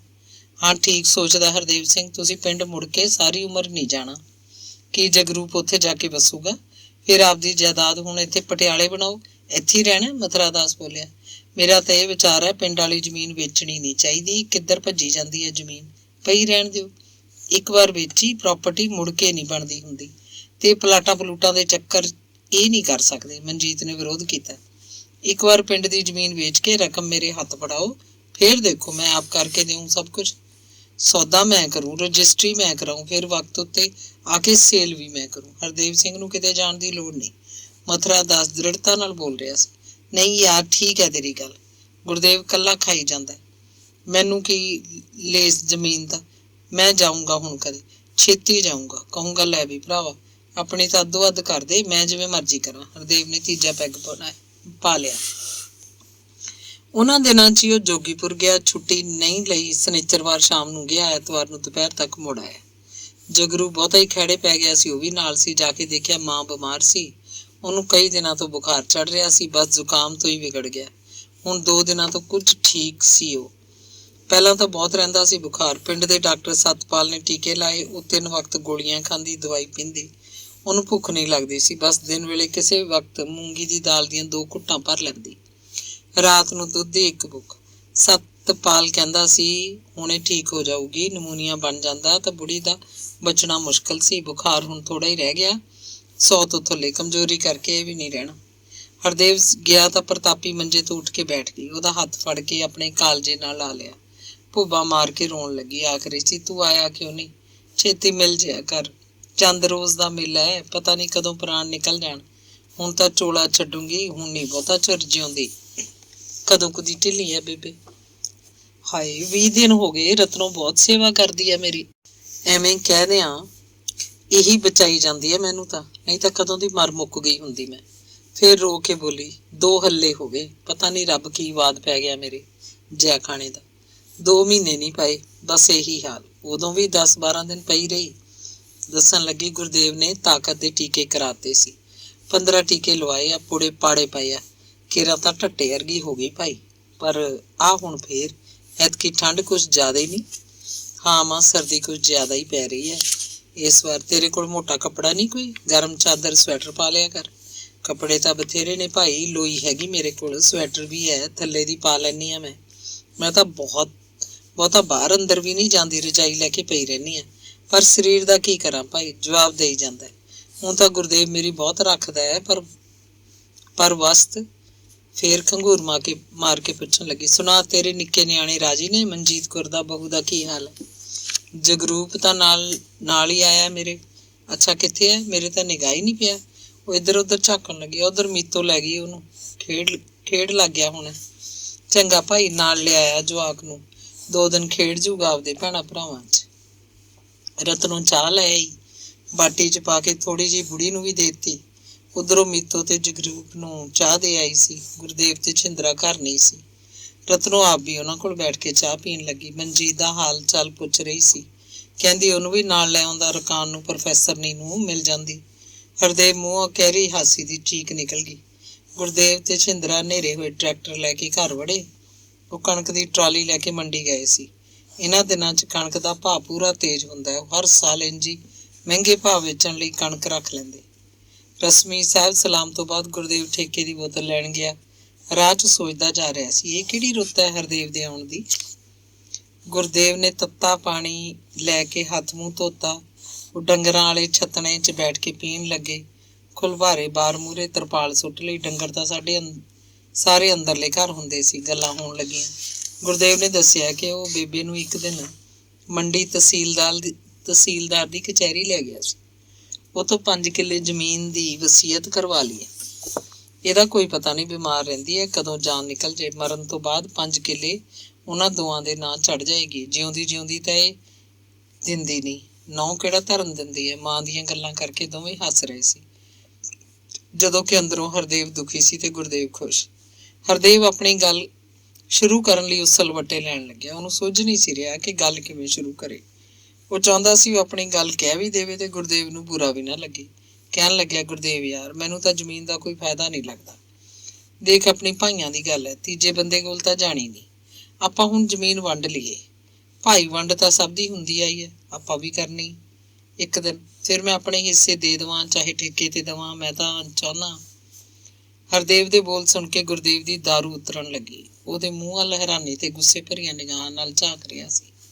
ਕੁਝ ਪਲ ਰੁਕ ਕੇ ਬੋਲਿਆ, ਐਂ ਕਰ, ਜਿਵੇਂ ਤੇਰਾ ਜੀ ਕਰਦਾ। ਮੈਂ ਤਾਂ ਉਵੇਂ ਜਿਵੇਂ ਰਾਜੀ ਹਾਂ ਛੋਟੇ ਭਾਈ। ਦੋਵੇਂ ਚੁੱਪ ਹੋ ਗਏ, ਜਿਵੇਂ ਸਾਰੀਆਂ ਗੱਲਾਂ ਮੁੱਕ ਗਈਆਂ। ਹੁਣ ਗੁਰਦੇਵ ਨੇ ਇੱਕ ਪੈਗ ਹੋਰ ਪਾਇਆ। ਮੀਤੋ ਨੂੰ ਰੋਟੀ ਲਿਆਉਣ ਲਈ ਕਿਹਾ। ਉਹਨਾਂ ਨੇ ਪਹਿਲਾਂ ਛੋਟੇ 2 ਪੈਗ ਪੀਤੇ ਸੀ। ਰੋਟੀ ਖਾਂਦੇ ਉਹ ਕੁਝ ਨਹੀਂ ਬੋਲੇ, ਜਿਵੇਂ ਉਹਨਾਂ ਕੋਲ ਕੋਈ ਗੱਲ ਹੋਵੇ ਹੀ ਨਾ। ਜਗਰੂਪ ਨੇ ਮੀਤੋ ਨਾਲ ਰੋਟੀ ਖਾ ਲਈ ਸੀ। ਹਰਦੇਵ ਜਗਰੂਪ ਨੂੰ ਨਾਲ ਲੈ ਕੇ ਪੈ ਗਿਆ। ਰਤਨੋਂ, ਮੀਤੋ ਤੇ ਛਿੰਦਰਾ ਬੈਠਕ 'ਚ ਪੈਂਦੇ ਹੁੰਦੇ। ਪ੍ਰਤਾਪੀ ਵੀ ਉਹਨਾਂ ਕੋਲ ਸੌਂਦੀ। ਹਰਦੇਵ ਅੰਦਰਲੇ ਕਮਰੇ 'ਚ ਸੀ। ਗੁਰਦੇਵ ਅੰਦਰਲੇ ਘਰ ਡੰਗਰਾਂ ਕੋਲ ਹੁੰਦਾ। ਗੁਰਦੇਵ ਤੜਕੇ ਸਦਿਆਂ ਉੱਠ ਕੇ ਬਾਹਰਲੇ ਘਰ ਆ ਗਿਆ। ਪ੍ਰਤਾਪੀ ਜਾਗਦੀ ਪਈ ਸੀ। ਪਹਿਲਾਂ ਉਹਨੇ ਉਹਦੀ ਬਾਂਹ ਫੜ ਕੇ ਉਹਦਾ ਤਾਪ ਦੇਖਿਆ। ਪਿੰਡਾ ਸਰਦ ਸੀ। ਕਹਿੰਦਾ, ਬਸ ਬੇਬੇ, ਹੁਣ ਨਹੀਂ ਚੜਦਾ, ਇਸ ਵੇਲੇ ਠੰਡਾ ਸੀਤ ਪਿਆ ਹੱਥ ਤੇਰਾ। ਫੇਰ ਗੱਲ ਤੋਰੀ। ਹਰਦੇਵ ਜ਼ਮੀਨ ਮੰਗਦਾ। ਪ੍ਰਤਾਪੀ ਸੋਚਾਂ 'ਚ ਪੈ ਗਈ। ਬੋਲੀ, ਕੀ ਸੋਚਿਆ ਫਿਰ ਭਾਈ? ਜਿਵੇਂ ਤੂੰ ਕਹੇਂਗੀ। ਮੈਂ ਤਾਂ ਕਹਿੰਦੀ ਹਾਂ, ਜਿੰਨਾ ਚਿਰ ਮੈਂ ਬੈਠੀ ਹਾਂ ਇਕੱਠੇ ਰਹੋ। ਜਦੋਂ ਮੁੱਕ ਗਈ ਫਿਰ ਆਪਦਾ ਅੱਧੋ ਅੱਧ ਕਰ ਲਿਓ ਸਭ ਕੁਛ। ਗੁਰਦੇਵ ਬੁੜੀ ਤੋਂ ਇਹੀ ਸੁਣਨਾ ਚਾਹੁੰਦਾ ਸੀ। ਹਰਦੇਵ ਜਾਗ ਕੇ ਵਿਹੜੇ 'ਚ ਇੱਧਰ ਉੱਧਰ ਫਿਰਨ ਲੱਗਿਆ ਤਾਂ ਪ੍ਰਤਾਪੀ ਨੇ ਉਹਨੂੰ ਹਾਕ ਮਾਰ ਕੇ ਆਪਣੇ ਕੋਲ ਬੁਲਾ ਲਿਆ ਤੇ ਉਹੀ ਗੱਲ ਆਖਤੀ ਜਿਹੜੀ ਗੁਰਦੇਵ ਨੂੰ ਆਖੀ ਸੀ। ਹਰਦੇਵ ਆਪਣੀਆਂ ਦਲੀਲਾਂ ਦੇ ਰਿਹਾ ਸੀ। ਬੁੜੀ ਪਹਿਲਾਂ ਤਾਂ ਸੁਣੀ ਗਈ, ਫਿਰ ਆਖਰੀ ਗੱਲ ਆਖਤੀ, ਦੇਖ ਵੀਰਾ, ਜਿਹੜੀ ਮੇਰੀ 5 ਕਿੱਲੇ ਹੈ ਉਹ ਮੈਂ ਜਿਉਂਦੀ ਤਾਂ ਕਿਸੇ ਨੂੰ ਦਿੰਦੀ ਨਹੀਂ, ਨਾ ਤੈਨੂੰ ਦੇਵਾਂ ਨਾ ਇਹਨੂੰ। ਤੁਸੀਂ ਆਪਦੀ 15 ਕਿੱਲੇ ਚਾਹੇ ਅੱਜ ਵੰਡ ਲਓ, ਪਰ ਮੈਂ ਆਪਦੀ 5 ਕਿੱਲੇ ਜਿਹਨੂੰ ਮਰਜ਼ੀ ਦੇਵਾਂ। ਜਿਹੜਾ ਮੇਰੀ ਸੇਵਾ ਕਰੂ ਮੈਨੂੰ ਤਾਂ ਉੱਧਰ ਹੀ ਹੱਥ ਝਾੜਨਾ ਪਊ। ਹੁਣ ਤਾਂ ਸਾਂਝੇ ਘਰ 'ਚੋਂ ਮੇਰੀ ਸੇਵਾ ਹੋਈ ਜਾਂਦੀ ਹੈ। ਤੁਸੀਂ ਅੱਡ ਹੋ ਗਏ, ਫਿਰ ਮੈਂ ਆਪਦਾ ਸੋਚੂ।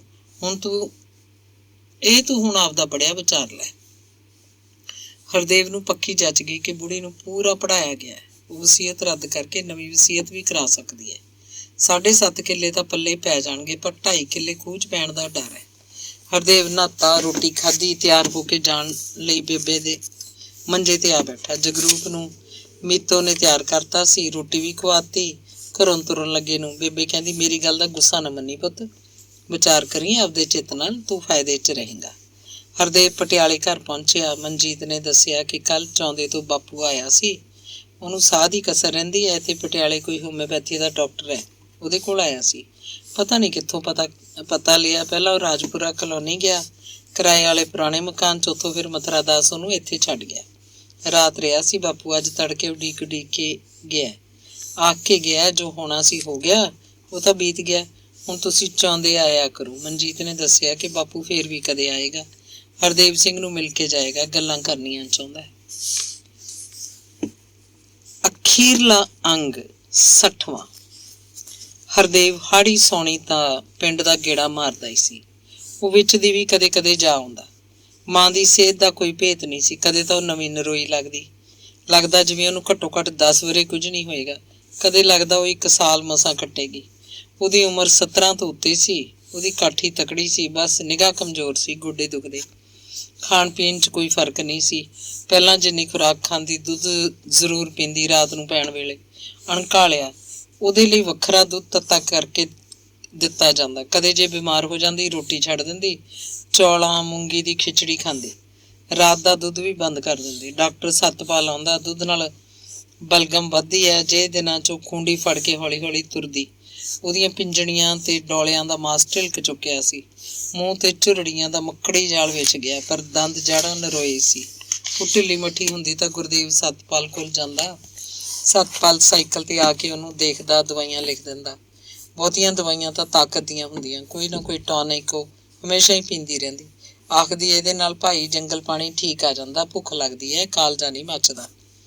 ਜਿਨ੍ਹਾਂ ਦਿਨਾਂ 'ਚੋਂ ਢਿੱਲੀ ਮੱਠੀ ਹੁੰਦੀ ਹਰਦੇਵ ਆਉਂਦਾ ਤਾਂ ਉਹਨੂੰ ਲੱਗਦਾ ਕਿ ਹੁਣ ਇਹਦੀ ਸਿਹਤ ਡਿੱਗਦੀ ਜਾਏਗੀ। ਹੁਣ ਤਾਂ ਥੋੜੇ ਦਿਨਾਂ ਦੀ ਮਹਿਮਾਨ ਹੈ। ਜਦੋਂ ਨਵੀਂ ਨਰੋਈ ਹੁੰਦੀ, ਪੂਰਾ ਖਾ ਪੀ ਰਹੀ ਹੁੰਦੀ, ਖੂੰਡੀ ਫੜ ਕੇ ਕਾਹਲ ਨਾਲ ਤੁਰਦੀ, ਚੁਸਤ ਫਿਕਰੇ ਬੋਲਦੀ, ਤੇ ਹਰਦੇਵ ਆਇਆ ਹੁੰਦਾ ਤਾਂ ਉਹਨੂੰ ਲੱਗਦਾ ਇਹ ਤਾਂ ਹਾਲੇ ਕਈ ਸਾਲ ਐਵੇਂ ਰਹੇਗੀ, ਇਹਦਾ ਕੀ ਵਿਗੜਿਆ। ਜਿਨ੍ਹਾਂ ਦਿਨਾਂ 'ਚੋਂ ਬਹੁਤ ਢਿੱਲੀ ਹੁੰਦੀ ਤਾਂ ਦਿਲ ਛੱਡ ਜਾਂਦੀ। ਆਖਦੀ, ਬੀਬੋ ਨੂੰ ਮਿਲਾ ਦਿਓ, ਹਰਦੇਵ ਨੂੰ ਸੱਦ ਲਓ। ਉਹ ਔਖੀ ਰਹਿੰਦੀ, ਹਥਿਆਰ ਸੁੱਟ ਦਿੰਦੀ। ਆਖਦੀ, ਹੁਣ ਠੀਕ ਹੈ, ਬਸ ਹੁਣ ਵੱਧ ਜਿਉਂ ਕੇ ਕੀ ਲੈਣਾ, ਬਥੇਰੀ ਜੂਨ ਭੋਗ ਲਈ, ਸਭ ਰੰਗ ਰਾਗ ਦੇਖ ਲਏ, ਹੁਣ ਤਾਂ ਰੱਬ ਮੂੰਹ ਤੇ ਪੜਦਾ ਦੇ ਦੇਵੇ। ਉਹਨਾਂ ਦਿਨਾਂ 'ਚ ਗੁਰਦੇਵ ਘਰ ਦੇ ਖੇਤ ਦੇ ਸਾਰੇ ਕੰਮ ਛੱਡ ਦਿੰਦਾ। ਮਾਂ ਨੂੰ ਬਚਾਉਣ ਲਈ ਅੱਡੀ ਚੋਟੀ ਦਾ ਜ਼ੋਰ ਲਾਉਂਦਾ। ਬਿਮਾਰੀ ਸਤਪਾਲ ਦੇ ਗੇਟ 'ਚ ਨਾ ਆਉਂਦੀ ਤਾਂ ਬੇਬੇ ਨੂੰ ਮੰਡੀ ਲੈ ਜਾਂਦਾ। ਟਰੈਕਟਰ ਟਰਾਲੀ ਘਰ ਦੇ ਸੀ। ਹਰਦੇਵ ਜਦੋਂ ਆਉਂਦਾ ਤਾਂ ਉਹ ਠੀਕ ਠਾਕ ਹੁੰਦੀ। ਉਹ ਪੁੱਛਣ ਲੱਗਦਾ, ਬੇਬੇ ਕੀ ਹਾਲ ਹੈ ਤੇਰਾ, ਰੋਟੀ ਠੀਕ ਖਾ ਲੈਂਦੀ ਹੈ, ਦੁਖਦਾ ਤਾਂ ਨਹੀਂ ਕੁਛ। ਤੇ ਜੇ ਉਹ ਬਿਮਾਰ ਹੁੰਦੀ ਤਾਂ ਮਰਨ ਦੀਆਂ ਗੱਲਾਂ ਕਰਦੀ। ਤਾਂ ਉਹਦਾ ਦਿਲ ਧਰਾਉਣ ਲਈ ਹਰਦੇਵ ਆਖਦਾ, ਬੇਬੇ ਤੇਰਾ 10 ਸਾਲ ਕੁਛ ਨਹੀਂ ਵਿਗੜਦਾ, ਤੂੰ 80 ਤੋਂ ਉੱਤੇ ਜਾਏਂਗੀ। ਜ਼ਮੀਨ ਜਾਇਦਾਦ ਦਾ ਇਹ ਕਿਹਾ ਮੋਹ ਸੀ। ਮਾਂ ਉਹ ਦੋਵਾਂ ਦੀ ਸੀ, ਪਰ ਆਰਥਿਕ ਲਾਲਚ ਵੱਖਰਾ। ਗੁਰਦੇਵ ਉਹਨੂੰ ਮਰਨ ਨਹੀਂ ਦਿੰਦਾ ਸੀ। ਹਰਦੇਵ ਉਹਨੂੰ ਹਮੇਸ਼ਾ ਮਰੀ ਲੋੜਦਾ। ਹਰਦੇਵ ਜਦੋਂ ਵੀ ਆਉਂਦਾ ਉਹਦਾ ਹਾਲ ਚਾਲ ਪੁੱਛਦਾ ਤਾਂ ਹਮੇਸ਼ਾ ਆਪਣੀ ਸੇਵਾ ਦੀ ਗੱਲ ਲੈ ਕੇ ਬਹਿ ਜਾਂਦੀ। ਰਤਨੋ ਤੇ ਗੁਰਦੇਵ ਦੀ ਤਾਰੀਫ ਕਰਦੀ, ਹਰਦੇਵ ਨੂੰ ਅੰਦਰੋਂ ਖਿੱਚ ਚੜ੍ਹਦੀ। ਇੱਕ ਵਾਰ ਹਰਦੇਵ ਨੇ ਉਹਨੂੰ ਕਿਹਾ, ਤੂੰ ਮੇਰੇ ਕੋਲ ਚੱਲ ਹੁਣ। ਮਾਂ, ਇੰਨਾ ਚਿਰ ਗੁਰਦੇਵ ਨੇ ਸੇਵਾ ਕੀਤੀ ਤੇਰੀ, ਹੁਣ ਮੈਂ ਕਰੂੰਗਾ। ਵਗਤਾ ਜਾਊਂ, ਪਰ ਉੱਥੇ ਜਾ ਕੇ ਮੈਂ ਗੱਲਾਂ ਕਿਹਦੇ ਨਾਲ ਕਰੂੰਗੀ। ਕਹਿੰਦੇ ਸ਼ਹਿਰਾਂ 'ਚ ਤਾਂ ਗੁਆਂਢੀ ਨੂੰ ਗੁਆਂਢੀ ਬੁਲਾਉਂਦਾ ਹੀ ਨਹੀਂ। ਤੁਸੀਂ ਕਿਹੜਾ ਘਰੇ ਰਿਹਾ ਕਰੋਗੇ, ਤੂੰ ਆਪਦੇ ਦਫ਼ਤਰ ਨੂੰ ਉੱਠ ਜਿਆ ਕਰੇਗਾ। ਮਨਜੀਤ ਕੌਰ ਆਪਦੇ ਕੰਮ ਤੇ ਪਿੱਛੇ ਰਹਿ ਜਿਆ ਕਰੂ, ਕੱਲੀ ਬੋਲੂ ਚੱਲੂ ਕਿਹਦੇ ਨਾਲ। ਇੱਕ ਵਾਰ ਉਹ ਖਾਸੀ ਢਿੱਲੀ ਸੀ, ਹਰਦੇਵ ਆਇਆ ਹੋਇਆ ਸੀ। ਇਸ ਵਾਰ ਉਹ ਸ਼ਿਕਾਇਤ ਕਰ ਰਹੀ ਸੀ ਕਿ ਰਤਨੋ ਉਹਨੂੰ ਕੱਚੀ ਖਿਚੜੀ ਦੇ ਦਿੰਦੀ ਹੈ। ਖਿਚੜੀ ਉਹਦੇ ਦਿਲ ਤੇ ਬੈਠੀ ਰਹਿੰਦੀ ਹੈ। ਕਹਿ ਰਹੀ ਸੀ, ਰਾਏ ਖਲਣੇ ਦੀ ਹੈ, ਹੇੜੀ ਕਿਆਂ ਦੇ ਜੰਮੀ ਤੋਂ ਕਿੱਥੇ ਭੱਦਰਕਾਰਾ ਮਾੜੀ ਹੈ। ਪਤਾ ਬਈ ਹੁਣ ਮਰ ਤਾਂ ਜਾਣਾ ਹੀ ਹੈ, ਭਈ ਦਫਾ ਹੋਵੇ ਪਰੇ, ਖਾ ਲਿਆ ਪੀ ਲਿਆ, ਹੁਣ ਬੁੜੀ ਤੋਂ ਕੀ ਲੈਣਾ। ਫੇਰ ਕਹਿੰਦੀ, ਜ਼ਮੀਨਾਂ ਭਾਲਦੇ ਆ ਮੇਰੇ ਪਿਓ ਦੇ ਸਾਲੇ, ਐਂ ਕਰਦੇ ਰਹੇ ਤਾਂ ਮੈਂ ਆਪਦੀ ਕਿਸੇ ਮੰਦਿਰ ਗੁਰਦੁਆਰੇ ਨੂੰ ਬੇਸ਼ੱਕ ਦੇ ਦਿਆਂ, ਇਹਨਾਂ ਨੂੰ ਨਹੀਂ ਦਿੰਦੀ। ਹਰਦੇਵ ਨੂੰ ਮਾਂ ਤੇ ਤਰਸ ਆਇਆ। ਜ਼ਮੀਨ ਦੀ ਗੱਲ ਉਹ ਭੁੱਲ ਗਿਆ। ਉਹਦਾ ਮਨ ਪਿਘਲ ਗਿਆ। ਵਿਚਾਰੀ ਦੀ ਇਸ ਉਮਰ 'ਚ ਕੀ ਹਾਲਤ ਹੋ ਗਈ। ਉਹਨੇ ਮੋਹ 'ਚ ਭਿੱਜ ਕੇ ਆਖਿਆ, ਮਾਂ ਮੈਂ ਟੈਕਸੀ ਕਰਾ ਲੈਣਾ, ਚੱਲ ਤੈਨੂੰ ਪਟਿਆਲੇ ਲੈ ਚੱਲਾਂ। ਘਰੇ ਨੌਕਰਾਣੀ ਹੈਗੀ, ਤੇਰਾ ਸਭ ਕਰੂਗੀ। ਤੇਰੇ ਆਖਰੀ ਦਿਨ ਨੇ, ਮਹੀਨਾ 20 ਦਿਨ ਮਨਜੀਤ ਛੁੱਟੀ ਲੈ ਲੂ, ਤੇਰੀ ਪੂਰੀ ਸੇਵਾ ਕਰਾਂਗੇ। ਉਹ ਝੱਟ ਬੋਲ ਉੱਠੀ, ਨਾ ਕਮਲਾ ਨਾ ਬਣ, ਮੇਰਾ ਤਾਂ ਹੁਣ ਚੰਦ ਰੋਜ਼ ਦਾ ਮੇਲਾ ਹੈ। ਉੱਥੇ ਜਾ ਕੇ ਮਰ ਗਈ ਤਾਂ ਇੱਥੇ ਲੋਕ ਕਹਿਣਗੇ ਜਾਣ ਕੇ ਮਾਰਤੀ, ਮਾਰਨ ਨੂੰ ਹੀ ਲੈ ਗਿਆ ਸੀ। 100 ਗੱਲਾਂ ਹੋਣਗੀਆਂ ਤੇਰੀਆਂ। ਆਖਣਗੇ ਜ਼ਮੀਨ ਲੈਣ ਦੇ ਮਾਰੇ ਨੇ ਮਾਰਤੀ ਬੁੜੀ। ਮੈਂ ਤਾਂ ਭਾਈ ਹੁਣ ਇੱਥੇ ਹੀ ਠੀਕ ਹਾਂ, ਇੱਥੇ ਹੀ ਮਰੂੰਗੀ ਆਪਦੇ ਨਗਰ ਖੇੜੇ 'ਚ। ਫਿਰ ਪੁੱਛਣ ਲੱਗੀ ਉੱਥੇ ਮੇਰੀ ਲੋਥ ਕਿਵੇਂ, ਇੱਥੇ ਕਿਵੇਂ ਲੈ ਕੇ ਆਏਂਗਾ ਐਡੀ ਦੂਰ? ਉਹ ਹੱਸਿਆ, ਇੱਥੇ ਲਿਆਉਣ ਦੀ ਕੀ ਲੋੜ ਹੈ, ਉੱਥੇ ਹੀ ਫੂਕ ਦਿਆਂਗੇ, ਬਥੇਰੇ ਨੇ ਉੱਥੇ ਸ਼ਮਸ਼ਾਨ ਘਾਟ। ਵਾਹ ਵੇ ਤੇਰੇ, ਸ਼ਾਬਾਸ਼ੀ ਕਰਤੀ ਨਾ ਗੱਲ ਡੰਗਰਾਂ ਵਾਲੀ। ਉਹ ਉੱਥੇ ਕਿਉਂ ਫੂਕੇਂਗਾ ਮੈਨੂੰ ਬਗਾਨੀ ਧਰਤੀ ਤੇ? ਮੈਨੂੰ ਨਾ ਆਖੀ ਮੁੜ ਕੇ ਪਟਿਆਲੇ ਜਾਣ ਨੂੰ। ਮੈਂ ਤਾਂ ਇੱਥੇ ਮਰੂੰ ਆਪਦੀ ਧਰਤੀ ਤੇ। ਹਰਦੇਵ ਦੇ ਮਨ 'ਚ ਇੱਕ ਡਰ ਹੋਰ ਗਿੱਲੀ ਲੱਕੜ ਵਿੱਚ ਬਰੰਜੀ ਗੱਡਣ ਵਾਂਗ ਬੈਠ ਗਿਆ। ਬੁੜੀ ਕਦੇ ਕੁਝ ਬੋਲਦੀ ਹੈ, ਕਦੇ ਕੁਝ, ਕਦੇ ਪਾਈਏ ਦੀ, ਕਦੇ ਤਸੇਰ ਦੀ। ਕਿਤੇ ਪਹਿਲੀ ਵਸੀਅਤ ਤੜਵਾ ਕੇ 5 ਕਿੱਲੇ ਛਿੰਦਰੇ ਦੇ ਨਾਂ ਨਾਲ ਕਰ ਦੇਵੇ। ਨਾਲੇ ਅੱਜ ਕੱਲ੍ਹ ਭਰਾ ਨੂੰ ਭਰਾ ਕੋਈ ਨਹੀਂ ਸਮਝਦਾ। ਭਰਾ ਹੋਣ ਦਾ ਅਹਿਸਾਸ ਕੁਆਰਾ ਰਹਿਣ ਤੱਕ ਹੀ ਹੁੰਦਾ ਹੈ। ਜਦੋਂ ਭਰਾ ਵਿਆਹੇ ਜਾਂਦੇ ਆ ਤੇ ਗਾਂ ਉਹਨਾਂ ਦੇ ਬੱਚੇ ਹੋ ਜਾਂਦੇ ਆ। ਆਪਣੀ ਆਪਣੀ ਕਬੀਲਦਾਰੀ ਹੁੰਦੀ ਹੈ, ਹਰ ਕੋਈ ਆਪਣੀ ਖਿੱਚ ਕਰਦਾ ਹੈ। ਹਰ ਇੱਕ ਨੂੰ ਆਪਣਾ ਘਰ ਜੋੜਨ ਦੀ ਲੱਗੀ ਰਹਿੰਦੀ ਹੈ। ਉਦੋਂ ਫਿਰ ਭਰਾ ਨਜ਼ਰ ਨਹੀਂ ਆਉਂਦਾ। ਭਰਾ ਸ਼ਰੀਕ ਬਣ ਜਾਂਦਾ ਹੈ। ਲਹੂ ਦੀ ਸਾਂਝ ਕੋਈ ਨਹੀਂ ਰਹਿੰਦੀ। ਆਰਥਿਕ ਲਾਭਾਂ ਦੀ ਖਿੱਚ ਬੰਦੇ ਨੂੰ ਅੰਨਾ ਕਰ ਦਿੰਦੀ ਹੈ। ਹਾਂ, ਭਰਾਵਾਂ 'ਚ ਜੇ ਜ਼ਮੀਨ ਜਾਇਦਾਦ ਦੀ ਕੋਈ ਸਾਂਝ ਨਾ ਹੋਵੇ, ਕੋਈ ਝਗੜਾ ਨਾ ਹੋਵੇ, ਆਪਣੀ ਗੁੱਲੀ ਦਾ ਅਲੱਗ ਪ੍ਰਬੰਧ ਹੋਵੇ ਤਾਂ ਭਰਾਵਾਂ ਦਾ ਪਿਆਰ ਬਣਿਆ ਰਹਿੰਦਾ। ਗਮੀ ਸ਼ਾਦੀ 'ਚੋਂ ਇੱਕ ਦੂਜੇ ਨੂੰ ਹਾਬੜ ਕੇ ਮਿਲਦੇ ਆ। ਉਹ ਬਾਪ ਕਿੰਨਾ ਚੰਗਾ ਹੁੰਦਾ ਜਿਹੜਾ ਆਪਣੇ ਜੀਵਨ ਕਾਲ 'ਚ ਹੀ ਆਪਣੇ ਪੁੱਤਾਂ 'ਚ ਜਾਇਦਾਦ ਵੰਡ ਦਿੰਦਾ। ਪਰ ਬੁਢਾਪੇ 'ਚ ਸੇਵਾ ਕਰਾਉਣ ਦਾ ਲਾਲਚ ਬਾਪ ਨੂੰ ਅਜਿਹਾ ਕਰਨ ਤੋਂ ਰੋਕਦਾ ਰਹਿੰਦਾ। ਇਹ ਨਿਰਾ ਭੁਲੇਖਾ ਕਿ ਜ਼ਮੀਨ ਜਾਇਦਾਦ ਦੇ ਲਾਲਚ ਕਰਕੇ ਪੁੱਤ ਬੁੜੇ ਬੁੜੀ ਦੀ ਸੇਵਾ ਕਰਦੇ ਆ। ਜਿਨ੍ਹਾਂ ਬੁੜਿਆਂ ਕੋਲ ਜ਼ਮੀਨ ਜਾਇਦਾਦ ਕੋਈ ਵੀ ਨਹੀਂ ਹੁੰਦੀ, ਉਹਨਾਂ ਦੇ ਪੁੱਤ ਕੀ ਉਹਨਾਂ ਨੂੰ ਉਹਨਾਂ ਦੀ ਪਿਛਲੀ ਉਮਰ 'ਚ ਨਹਿਰ 'ਚ ਰੋੜ ਦਿੰਦੇ ਆ। ਜੱਟ ਲੋਕ ਤਾਂ ਮੌਲੇ ਬਲਦ ਨੂੰ ਵੀ ਤੂੜੀ ਦਾ ਟੋਕਰਾ ਸੁੱਟਦੇ ਰਹਿੰਦੇ ਆ। ਗਊ ਦਾ ਜਾਇਆ ਸਮਝ ਕੇ। ਬੰਦਾ ਤਾਂ ਫਿਰ ਵੀ ਆਪਣਾ ਪਿਓ ਹੁੰਦਾ ਹੈ, ਚਾਚਾ ਹੁੰਦਾ ਹੈ, ਤਾਇਆ ਹੁੰਦਾ ਹੈ, ਕੋਈ ਵੀ ਹੁੰਦਾ, ਆਪਣਾ ਲਹੂ ਹੁੰਦਾ ਹੈ, ਰੱਬ ਦਾ ਜੀਅ ਹੁੰਦਾ ਹੈ। ਉਹਨੇ ਮਾਂ ਨੂੰ ਕਿਹਾ, ਬੇਬੇ ਮਰਦੀ ਕੋਈ ਪੰਗਾ ਖੜਾ ਨਾ ਕਰ ਜੀ। ਅਸੀਂ ਭਰਾ ਕਿਤੇ ਐਵੇਂ ਵੱਢ ਕੇ ਮਰਦੇ ਫਿਰੀਏ। ਪਹਿਲਾਂ ਤਾਂ ਉਹ ਸਮਝੀ ਨਾ। ਹਰਦੇਵ ਦੀ ਗੱਲ ਸੁਣ ਕੇ ਉਹਦੇ ਵੱਲ ਅੱਖਾਂ ਪੜ ਝਾਕਣ ਲੱਗੀ।